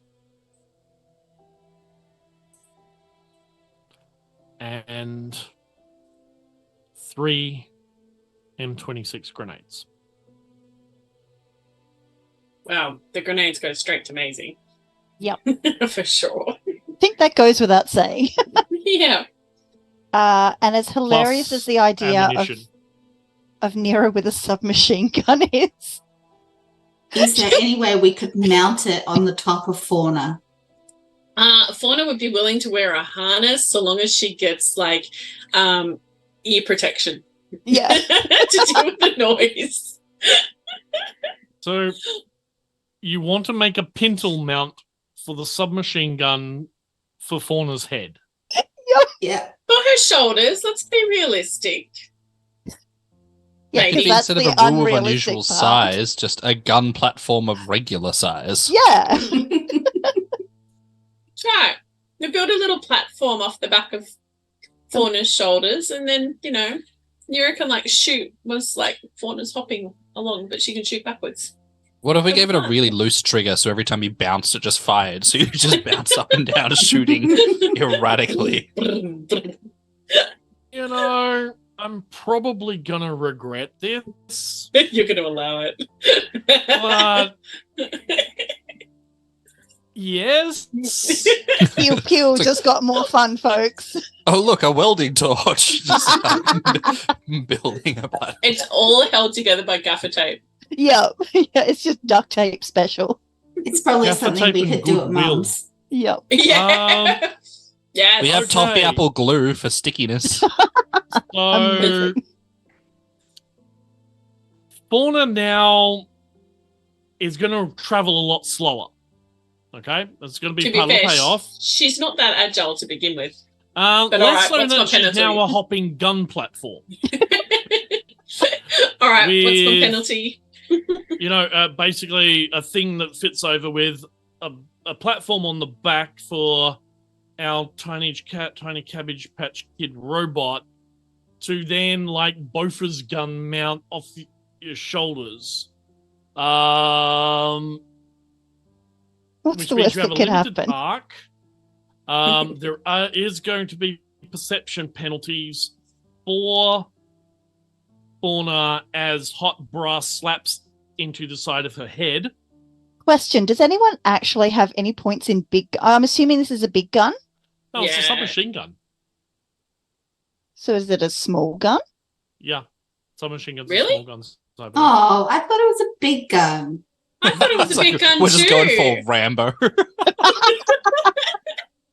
Yeah, I imagine it's just at most a Tommy gun or something like that, right? In my head, I was picturing, one of those Gatling guns. Yeah. Yeah. Okay, so I'm going to throw a major spanner in the works because asking for a platform on Fauna's head wasn't enough of a spanner. I actually have no points in big guns or small guns. I only have points in energy weapons. I have So if points someone- and small guns, so if Fauna will let me sit on her head and just start firing. Too One doesn't late. want to They like have points crawl and on the guns. ground, so You are making this thing. You asked for it. You got it. It is Oh what it is. no. you're going to need an update that's going to give you something. I with really small am. guns. But as far as Kai's concerned, I'm not allowed to contact the NLA, so no updates are impending. Nope. Not allowed to contact the NLA. Okay. So what? So saying penalty to perception. Yes, but But only on only one when side. firing? And we'll work out the rest of the details later. Cool. Sounds good. Sounds hilarious. Sounds like time for a montage with symbols. We just have to make it modular so it can be broken down easily. That's all. It's going to be made out Bear of in like old mind- IKEA furniture, so it should be fine. I do still have one banked perception complication. Yes, you do. Hmm. So that will rear its ugly head at the opportune time. Opportune. Yeah, sure. Uh-oh. Yeah. That's the word you're looking for.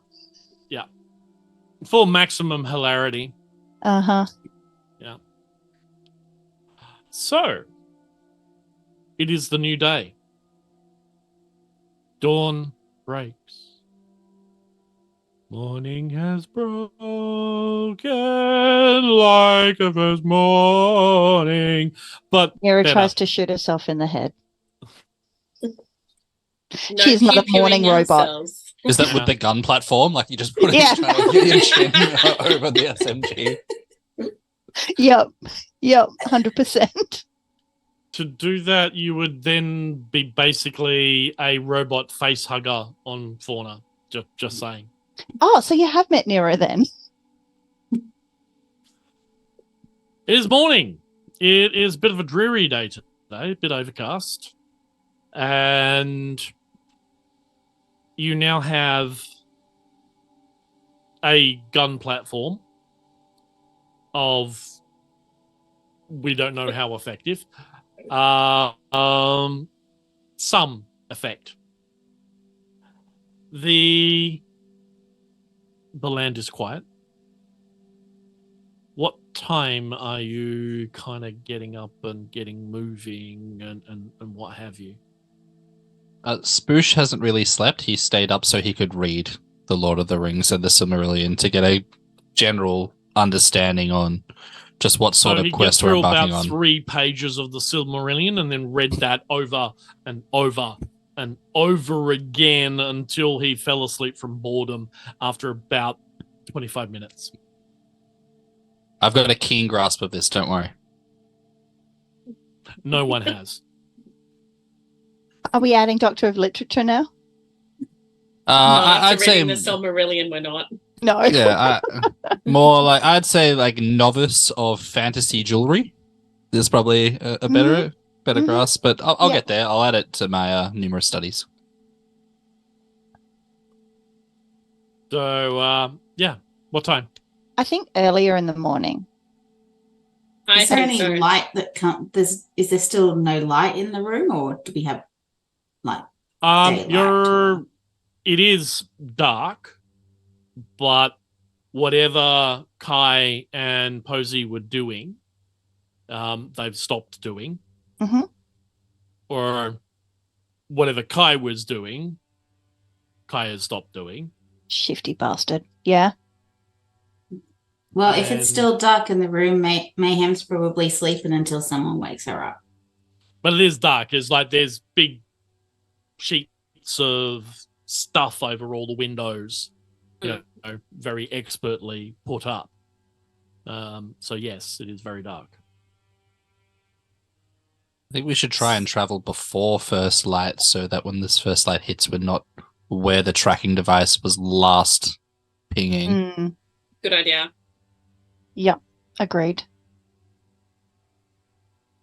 All right, so you're out first thing in the morning? Yep. Yeah. Okay. Which, given the time of year, it's leading into summer. That's going to be at about 4 o'clock in the morning. Oh, yeah. Hell yeah. 4 o'clock in the morning, a gun platform and a kangaroo, a robot, a doctor, and a pyromaniac. We're just like the Fellowship of the Ring. And Just- a postie robot and another Whatever the robot. hell Kai is. Yeah. The Uncanny Valley personified. Yep.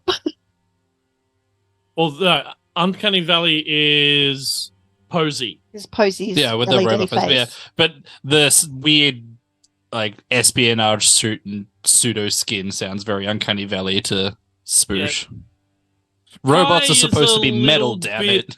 A little bit T2000. Oh, good. Mm. That's my but, least favorite of the not T's. as slick. So, how far is it to your mum's mayhem? How far is it? So we only got like what, 400? I don't know. Someone minutes? Google Maps it. Yeah, I'm googling how far to Mayhem's mum, but I can't do it's that. not really giving me any answers that are helping. We have the power of the actual internet here, people. It's Barangaroo to the 7-Eleven in Marrickville. About 2 hours. I looked it up before. Yep, there you go. It's about a 2-hour walk.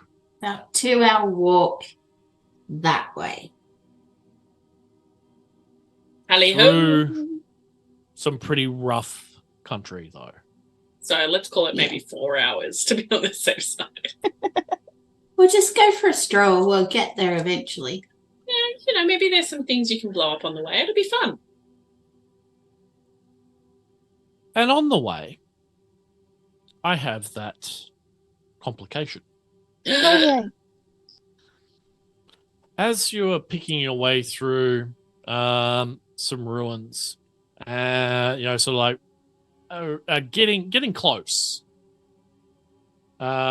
Mayhem, you remember your mum basically saying that you should never really go down Smith Street because that street's a bit of a worry, but because you've been paying attention to Cai and the others, you kind of realize that you're now on Smith Street,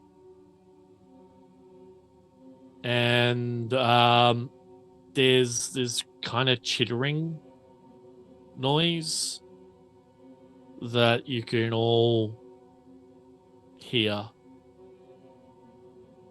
like a chittering kind of noise. Sorry, we're on Smith Street and probably shouldn't be. Oh, okay. Can we just take a right up here then? Might be safer to turn around and go back and then walk round, potentially. All right. I don't know if we want to keep going. Sadly, it's just a little bit too late. As these ants, bull ants, Oh, no. sort of crush up through the ground.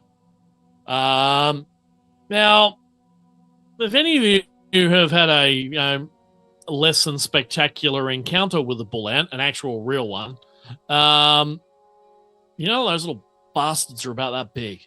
And they're really angry. Okay, so blow them up to actual bull size. Oh, no. Yeah. This is like that. So, there's like 4 or 5 of these things kind of like jump up through the ground. And, they are going to attack. So this is That why seems you don't unnecessary. leave crumbs around. You get ants. Fauna Cai. apologizes for snacking. Looks at you and goes, Oh. Are they a problem for you? Just a bit. Yes. Oh, well, next time you should let me know. I've been tracking them for ages. Oh. Thanks. Any chance you could get rid of them? Well, kayaks first. Spends a bit of time sort of like taking his fedora off and taking its coat off. The ants are incoming, by the way. How many limbs have we lost to the ants by this point? Well, you're gonna go first because you're faster than the ants. Because Clearly. initiative doesn't change. And also, he thought striptease was a major action. I mean, I'm not worried. Like, Kai's wearing a fedora. Like, Kai studied the blade while the rest of us were out partying. Okay, so well, Kai acts first, which is to disrobe and then to transform into combat mode. Uh-huh. It's minor and major action. Yep. So our next initiative is Spoosh. Actually, I didn't get to write down Maise's 9. initiative. 9. That's right. I knew you were last. Thank you. So Spoosh, there are several giant bull ants sort of heading towards you with big pincers. Terrific. When they're that big, their pincers are still this big. All right. So imagine what they're like when they're bull-sized. So I don't need to imagine there's going to be this one less in a second. Watch. Spoosh is going to take out his pistol. As a minor action, I'm going to take aim. Ideally to sort of fix what happened last time. And then I'm going to fire at one of the bull ants. That's a really, really nice intention. But I'll I do my don't best. recall telling you that Kai gave you your pistol back. Oh, that's a good point. I'm going to kind of finger guns it and be really worried. And this really is... I did give you some other pistols, though. Okay, cool. If I don't get my energy pistol, then I will fire my 9mm pistol even. Which I was very taken with the serial number, if you recall. Yeah, I do recall. Hi, you nerd. I will do the same thing. I'll just do it with a lot less sci-fi and a lot more very confusing combat encounter with for Spoosh at least. Mm-hmm. And still fire my 9mm pistol. That will be one success, which... Okay. Do it's your the best I damage. There are 4 ants. So I just need to fire a 9mm pistol in terms of damage. Because I'm used to energy weapons, Kai. Could have asked to have it back. Yeah, I don't negotiate with whatever Kai is. Alrighty, 4. Did 4? Oh, sorry, no. It is. That was me saying to myself. That's what it is. I did. Wow, that is not bad. I rolled 3 6s and a 3. Ooh. Okay, so that's 2, 4, 6. Plus 0. So 6 points of damage plus the special effects of a 9mm pistol. It's all the effects it has is reliable in close quarters, so it doesn't actually have anything Okay, special. cool. I don't think. But as he successfully fires this off, Spoosh will turn to the team and say, "Like I told you, I majored in entomology."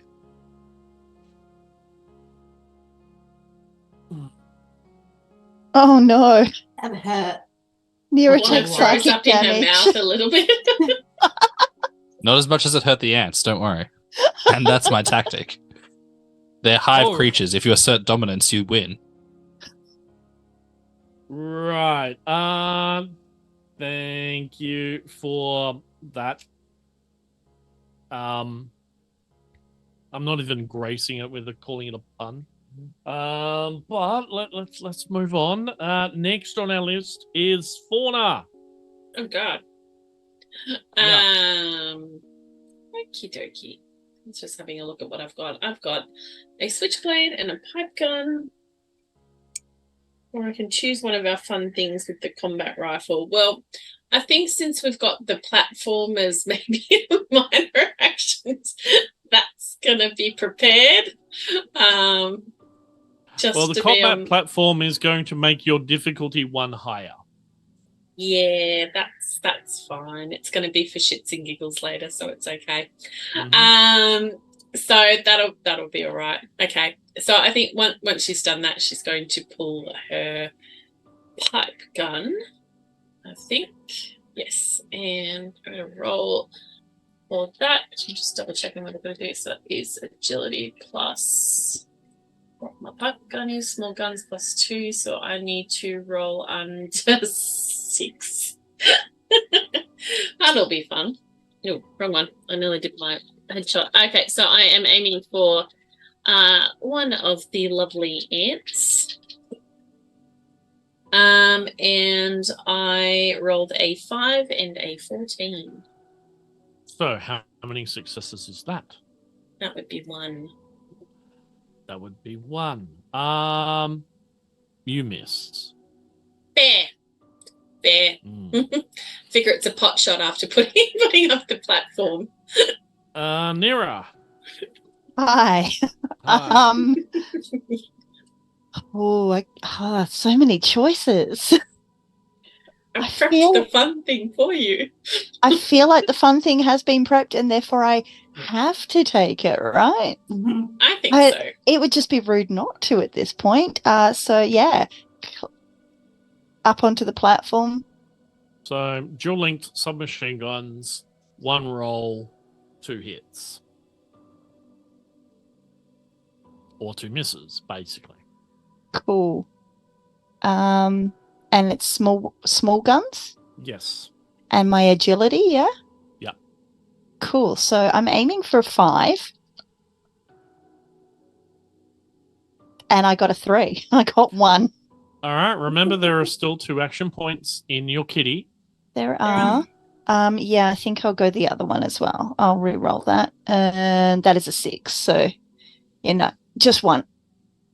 Okay. That would be a hit. Cool. Do some damage. So it's 2 shots. Yeah. Yes? Yep. So you'll do basically 2 rolls of damage because you have 2 weapons, but they're linked, so they're firing at the same thing. And it has to be the same one that Fauna fired at because that's the one. Because that's where she's pointing. Yep. Yeah. Cool. So, Basically. location. Oh, no, wait. Location is 19, which is leg 2. And damage. What is the damage for it? That is a very good question. It is a gun. That's energy weapon. Small guns. Small guns. Small guns. It is a submachine gun. It's 3. Thank you. Yeah. Oh, good. So a 3, a 1, and a 5. I think the 3 is nothing. The 1 is 1 damage, and the 5 is 1 with the. So that's 2, so it's 3 plus effect. 3 plus effect, and the effect is. It's just normal, I think, isn't it? So. For effect, submachine gun has inaccurate and 2-handed and burst. Oh, yeah. So burst means you hit something nearby, which will be one of the other ants. Okay. Cool. So yeah. you do the same damage to the other ant. Mhm. So that's fine. And you now need to fire your roll the damage for the second. Cool. So 2 2s, which is 2 damage, and a 3, which is nothing. So 4 damage all up. So 4. And the one nearby gets that as well. Awesome. Mayhem. Regale us with whatever. Incendiary crazy you are going to get up to. Give us mayhem, please, Mayhem. Right. Well, are they within melee range, or are they still a fair They are way off? close. They're So they're close? not near, Mhm. which is melee range. They are close. One band Okay. away. Okay. Well, in that case, did I get any of my stuff back? Did They didn't take any of your stuff. They didn't take any of my stuff. Okay, cool. In that case, I would like to throw a flare at them. Okay. Then do so. Because I reckon that'll scare the ants away. That's fine. That's my thinking. So I've got some flares. So I'm going to light up a flare. Yep. And I'm going to piff it at them. Okay. Roll away. It's still a flare's like going to be like a burst area, burst thing, isn't it? Yeah. Okay. So would I use throwing for that, I guess? You would, yes. Alright, so I am looking for a 5. Then. I got a 2 and a 14. So that's 1 success. Okay, one success will do it. And damage, it doesn't say what my damage is. Because it's a flare. Yeah. And... But it might hurt their eyes. Yeah, could do. Let's have a look. We've got small guns. We have flare gun. Ammunition, flare. What Damage does is flare- 3 under small guns. Yep. All right. So we will allow for, say, 2 because you're throwing it rather than shooting it. How's that? That sounds fair. Mm-hmm. So I need to roll 2. Yes. I did not roll a 2. Oh, no, you need to roll 2 damage dice. Oh, my new ones. Two Okay. D6s. 2 of them. Okay. Okay, so got one that's got 2 little bursts on it. Yep. So that means 2 damage plus the special effect. And a little dude. And that is 1, so it's 3 damage. And we'll say the special effect here is fire. All right, so you hit it, and it's sort of being sparked all over. So we'll call it a persistent damage. So you get that really, really acrid sort of burnt hair smell. Yum yum. Yeah. So that one's down to okay. So that is all of you. The ants close Oh to within close range. So that is their major action. Cai steps in and turns into a whirling blade of death thing. Okay. And takes out 2 of the ants. no. How many are left? We have 2 ants standing, and our fastest of you, which still I don't know how, is Spoosh. It's just cognitive function. That's all. It's directly tied into my muscles. With my phenomenal success I had earlier, I know. Spoosh will try and repeat his act by firing his 10mm pistol at the nearest ant that he can. I will get 1 success yet again. Okay, Great so your success. damage. That will be. So I'm just going to damage up. 2 damage with 1 effect. Another. So 6. So sorry, that's 1 damage, 1 effect. Then 2 damage. Blank, and so that is 3 damage and 1 effect. But 10mm pistols have no effect. So just 3 damage. Okay, did you roll a location for me, please? I certainly can.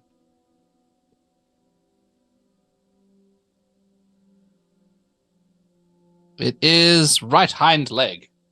Okay, Spoosh can now stencil a ant silhouette on the side of his head. Or his fuselage. Excellent.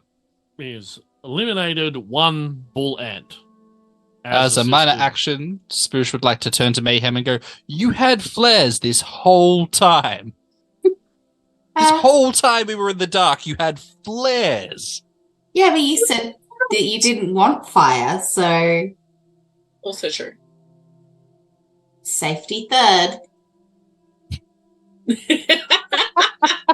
I mean, you're not as wrong. GM, I'm just going to point out, I'm with Spoosh on this one.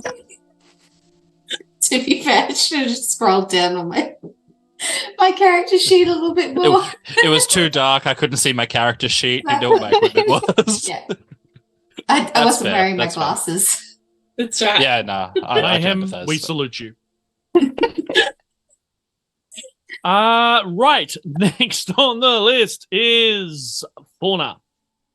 Yes. Okay. So Fauna is still somewhat hampered by the structure on her back. But she's going to try again with her pipe rifle. But as a minor action, could I call out to Maise, our local weapons, explosives, and presumably some chemical experts? Like, if you got anything with citric acid in it or vinegar, ants don't really like that kind of shit, just in case. Before she takes another pot shot at the So ants you have as a best pipe she can. rifle? Do you? I do. Okay, so you're at close range. You're at N.E.R.A, so you'll be adding 1 extra difficulty, so you'll be at 3 difficulty. Ooh. So 3 dice? 2 dices, but you do have 1 in the pot if you want to buy 1 action point, and you've got all of your regular action points that you have available to spend, which is 3. Is true. I might do that because I use one of my own 3 action action points will buy you 2 additional dice. Mm-hmm. Yeah. I'll just do... Oh, it's at the end of the night. I will do... I'm just like, how many D20s do I have? All of them. All of them. All right, I've just worked out how many I've got. So, yeah, I can use all my 3 action points. So, I'm going to and just roll all of them all at once and see what I get. Okay. Let's see. I've got a 1. Oops, that actually wasn't in it.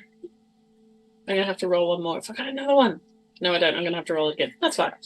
Thought I had 5. I had 4, everyone. Okay, so I've got... Oh, no, there's my extra 1. Okay, that's all right. So I've got a 2, a 1, a... What the hell is that? That's on one of the handmaids. A 6. Yep. And 2 18s. So that would be... if one is equal, is that a success or a failure? That's a success. Okay, so that would be 3 successes. In fact, it would be 4 because a 1 4. is critical.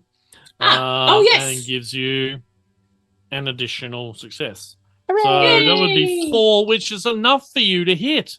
Freaking amazing. Because I haven't hit anything so far. I might have to switch back to my switchblade. Given the platform on your back, you are unlikely to hit anything in the future either. Very true. I might have to switch to a melee weapon. Pointing that out. Oh, dear. Okay, so I can roll for damage? Yep. Great. All right, I need 3 of these lovely things, which is... One of them is blank, and then one of them has 2 little bullet hole things in it. Okay, so that's 2 points of damage and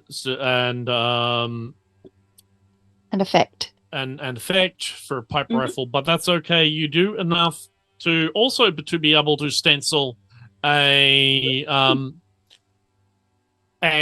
bull ant figure on your forehead, side of your head, or fuselage. Just shave it into my fur for a little bit. It's only Yeah. temporary. And Like the switchblade and like just carve it into the fur. the ants are no more. They are dead ants. Dead ant. Dead ant. Dead ant. Dead ant. Dead ant. Dead ant. Dead ant. Lots of dead ants. You know I had to. I'm not even sorry for that. Someone throw Spoosh something will- at the GM. Well, Spoosh will turn to Kai and say, "Are these the ants you referenced? The reinforcements?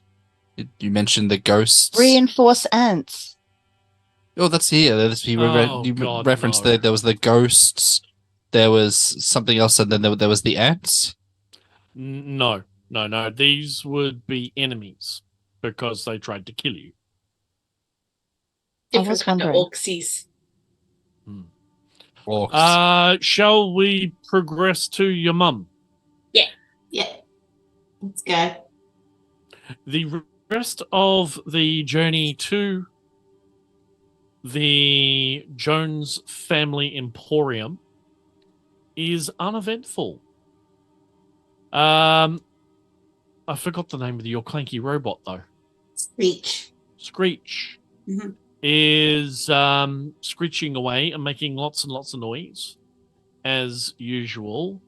And topside, you see your mum sitting there on a recliner with a beach umbrella up, and she's sort of sitting there rocking back and forth, got a cup of tea, some kind of biscuit, and sees you on approach and smiles. Says, what brings you home?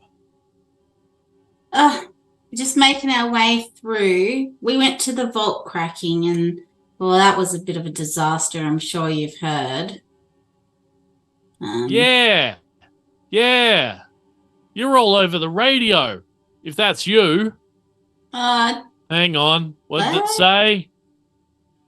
One doll looks at N.E.R.A. One roo of unusual size. Yep, you got one of those. One small red-headed human.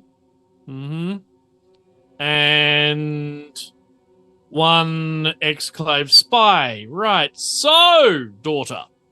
Did we win a prize? Would you care to explain why that Lawson Johns idiot is spruiking to the wasteland that you lot need to be captured, beheaded, and your heads handed in for a full jar of Vegemite each? And might I say, if you weren't my daughter, I'd be thinking that's a mighty fine. Can I trade these lot in? I know, but who's going to carry on the business once you're dead? Well, not for you, clearly. I'm sorry. Just one jar? Her head, apparently. That's 5 jars all up. 4 That jars. head is very expensive. Well, you're worth a full jar of Vegemite. Yeah, even so. Because it turns out I'm offended that think- bounty isn't higher, quite frankly. they think you called in the Tin Men. Oh, well, that's ridiculous. On How are we going account- to do that? Of your mate here, who's in an Exclave uniform.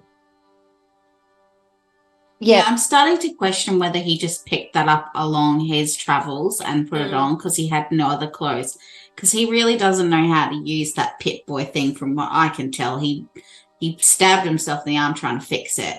And then it was making like a whole heap of noise like Screech does, and it took forever to fix that. He stuck a toffee apple in it to fix it. And Fauna's just going to quietly put like a hand over Sploosh's mouth to make sure that he doesn't contradict He begins his story. the first part of his 15-part debate on why that's incorrect directly into Fauna's hand. He's a bit mouthy as well. Steps forward and is like, so this is the much vaunted Lord your mum, then? Correct. This is my mum. If a robot could look confused, Cai would look a little bit confused. But I thought our first leg of the quest was to find your mum, not my mum. No, she's my mum. So if you're talking about it, you would of course say your mum because you're referring to my mum. Does that make sense? No. Mum is an honorific. Don't worry. The point is we've arrived. I still think you might be a worm tongue. My tongue is perfectly normal, thank you. I'm keeping my eye on you. Well, I'm keeping both of mine on yours. I'm not scared of you, puny human.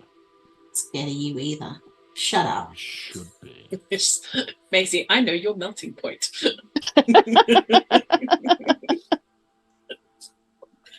Anyway, she's going to turn around to her mum. Afraid. We picked these random things up along the way as well. They want to go to Mount Doom to get rid of a ring because the book told them to. We are questing for Mount Doom.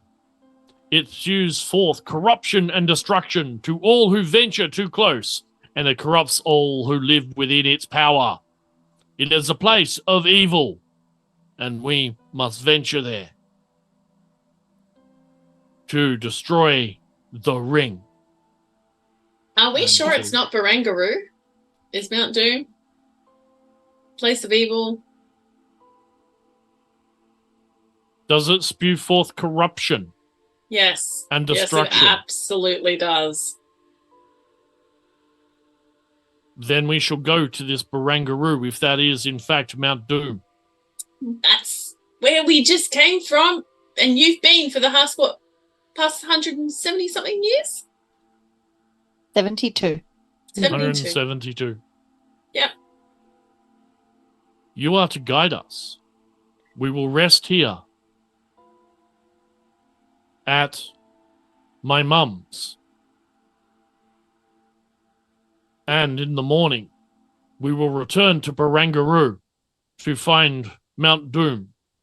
Although this does seem counterintuitive, given that we were pretty sure it's in the south because that's what the map shows. It could just be Fauna's bias because Barangaroo has the word Roo in it, and it just could be some projection. You assume that all Roos are evil just because, we're not particularly concerned about you humanoids. Not evil, just not excellent at directions. Also, very judgy of you. I made my way over the Blue Mountains. Thank you very much. Oh my god! Anytime I suggest anything, it's the Blue Mountain story. Every time, Fauna. Like, I don't know if we've cooked the roach enough. I came across the Blue Mountains. It's raining today. Did I ever tell you about the journey across the Blue Mountains? We know. Steps forward, says, blue is not a color of doom, but it does have mountain in it, and Mount Doom also has mountain in it. Could this be the direction to Mount Doom? If we're talking about the Blue Mountains and Doom, I'm pretty sure Katoomba is the place that you want. It's Then- definitely a place of mayhem and despair. N.E.R.A might be a little bit closer on the corruption side, but same diff. They're right next to each other. Mount It does Doom sound like is Doom on a as well. mountain.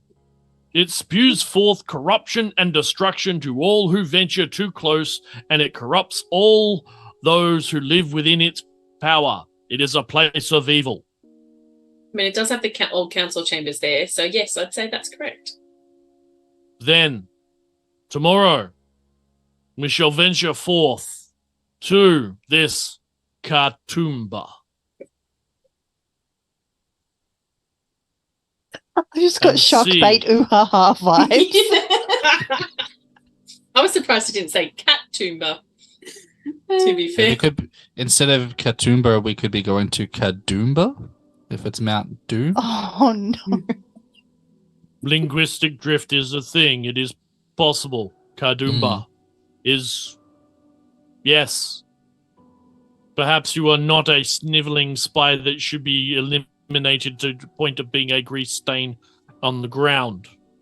I've mean, been that trying to remains to convince be everyone of that seen. for a while, but I no mean, one seems to believe me. Let's not rush to conclusions here. On the sniveling part, yeah, let's not rush. The spy part, That's very It is judgy of you, settled. Fauna. I accept that. I We accept shall that. spend our evening with my mum. And then, on the morrow, the fellowship shall travel forth, riding our golden steeds.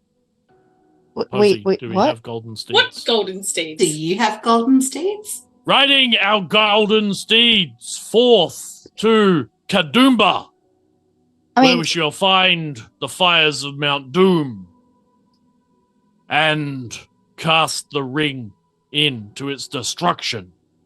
Yes. Sounds all very good, doesn't it, Posey? It's like, N.E.R.A's just looking at Fauna going, oh, I guess if you squint, she could kind of be golden. I'm certain light, but I'm not anyone's steed. I You're just getting mean, piggyback rides. That's different. I have on occasion thought tally-ho.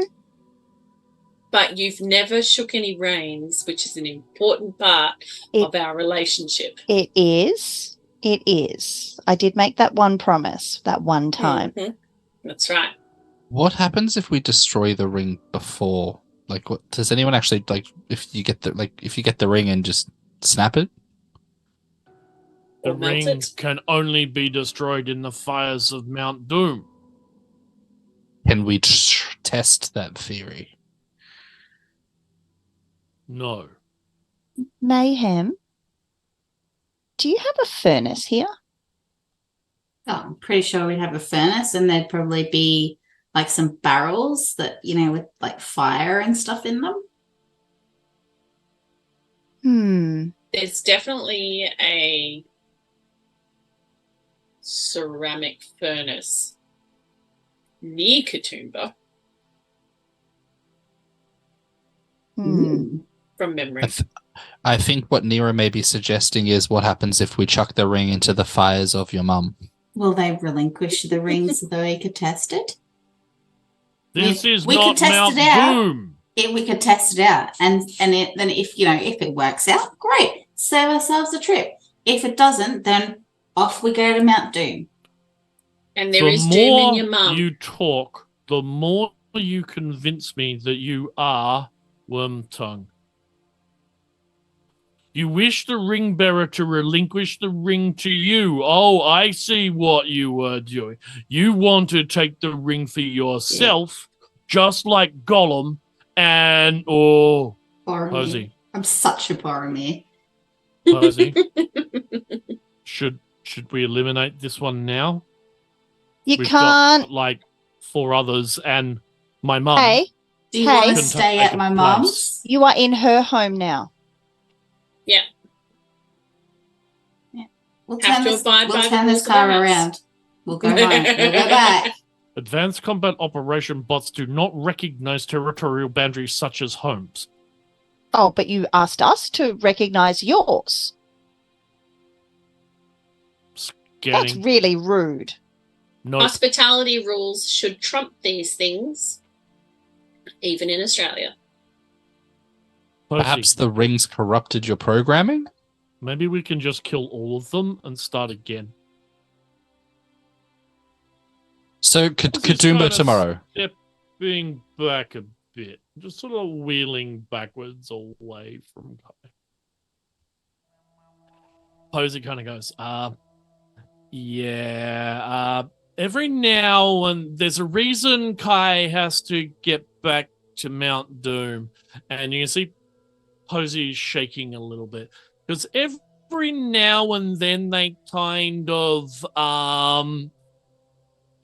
freak out a little bit and just kill everything around them. Has Kai been to Mount Doom before? Yeah, it's where that's where from what I can kind of gather, Kai was built. Right. Has Kai mentioned anywhere more specific that it might have been? Because all he's saying is south. Yeah. And if that's we take because of the map. So, yeah, I would just, stop pushing the bot's buttons just a little bit. Because, we go way back. I mean, way back. But, yeah, the super secret military murder bot with a little bit of a personality disorder. Probably just agree with Kai a little bit more often is all I'm going to say. Just, maybe just tiny bit. Okay. Don't have to, but, I just... We can consider other people's feelings or robots' feelings as well. So let's rest here and tomorrow, Mount Doom. Yeah. And Kai kind of comes back and is like, tomorrow, Katoomba! Yes! Yes. Yes, definitely. And that is where we will call the session. Kai's going to end up being made at like the Bloody Blue Mountains TAFE or something like that. I swear to God. Some kid's final project. Yeah. Oh, it will be revealed. In the fullness of time. All right, I didn't mean to make us go to the Blue Mountains, everyone. I'm so sorry. Yeah, it's a bit of a walk from Merrickville too. Yeah. Just a bit. I was like, that wasn't the intention. We'll take the spruce moose. Hop in. All right, so thank you to those. How many people have we got still sticking around with us? 10? Or no, glasses, hang on. 15. 15 of you. Wonderful chaps and chapettes and non-binary chapos. Personages. Yes. For sticking around with us. We really do appreciate your company and following us along on this hijinks. I have been your game master this evening. My name's Chris, aka Anthanum. You can find me all over the shop at basically Anthanum. And I will now cast out to our wonderful cast. But before that, just want to say, as always, a huge thank you to our wonderful and talented and amazing producer, Saz, who takes all of my files like the day before, but it really should be a week before, and makes them into the wonderful, beginning stuff and middle stuff that you get to see with me making silly voices and what have you. So, as always, Saz, thank you for the work you do in the background, keeping us safe from bots and other things. Yeah, we really do appreciate you. So heading out to the castle, let's go with no, Shadowmere. We'll start with you, shall we, Cass? Hi, I'm Shadowmere, or Cass. And yeah, thanks for joining again for episode 2. And you will see me next week, Saturday, in the other show that is on Meeples and Dragons called Radiant Shadows, and it's a D&D 5e playthrough, and it's fabulous. And I play N.E.R.A, the sweetest little halfling who does not explode things and is very nice, and everyone loves her and would never do anything wrong ever. Sounds suspicious. Yeah. Sounds like there's chaos vibes underneath that. But I believe everyone loves you, Carl. Thank you. Yes. Okay, over to you, Piggles. Yo. Thank you, everyone, for joining us, especially those of you who are in Australia, as it's getting a wee bit on the late side. And I will not be in another stream because this is the only one I'm in. So I will see you all next fortnight for another episode of Chaos and General Shenanigans. But you can find me on various platforms like Instagram and Threads at Piggles or at Pigglek. So yeah, feel free to reach out, and you will see probably lots of pictures of my cats, to be fair. Oh, thank you. And next on the list is the indomitable N.E.R.A, Nephthys. Hi, I am Nephthys. You can catch me everywhere as NephthysNile,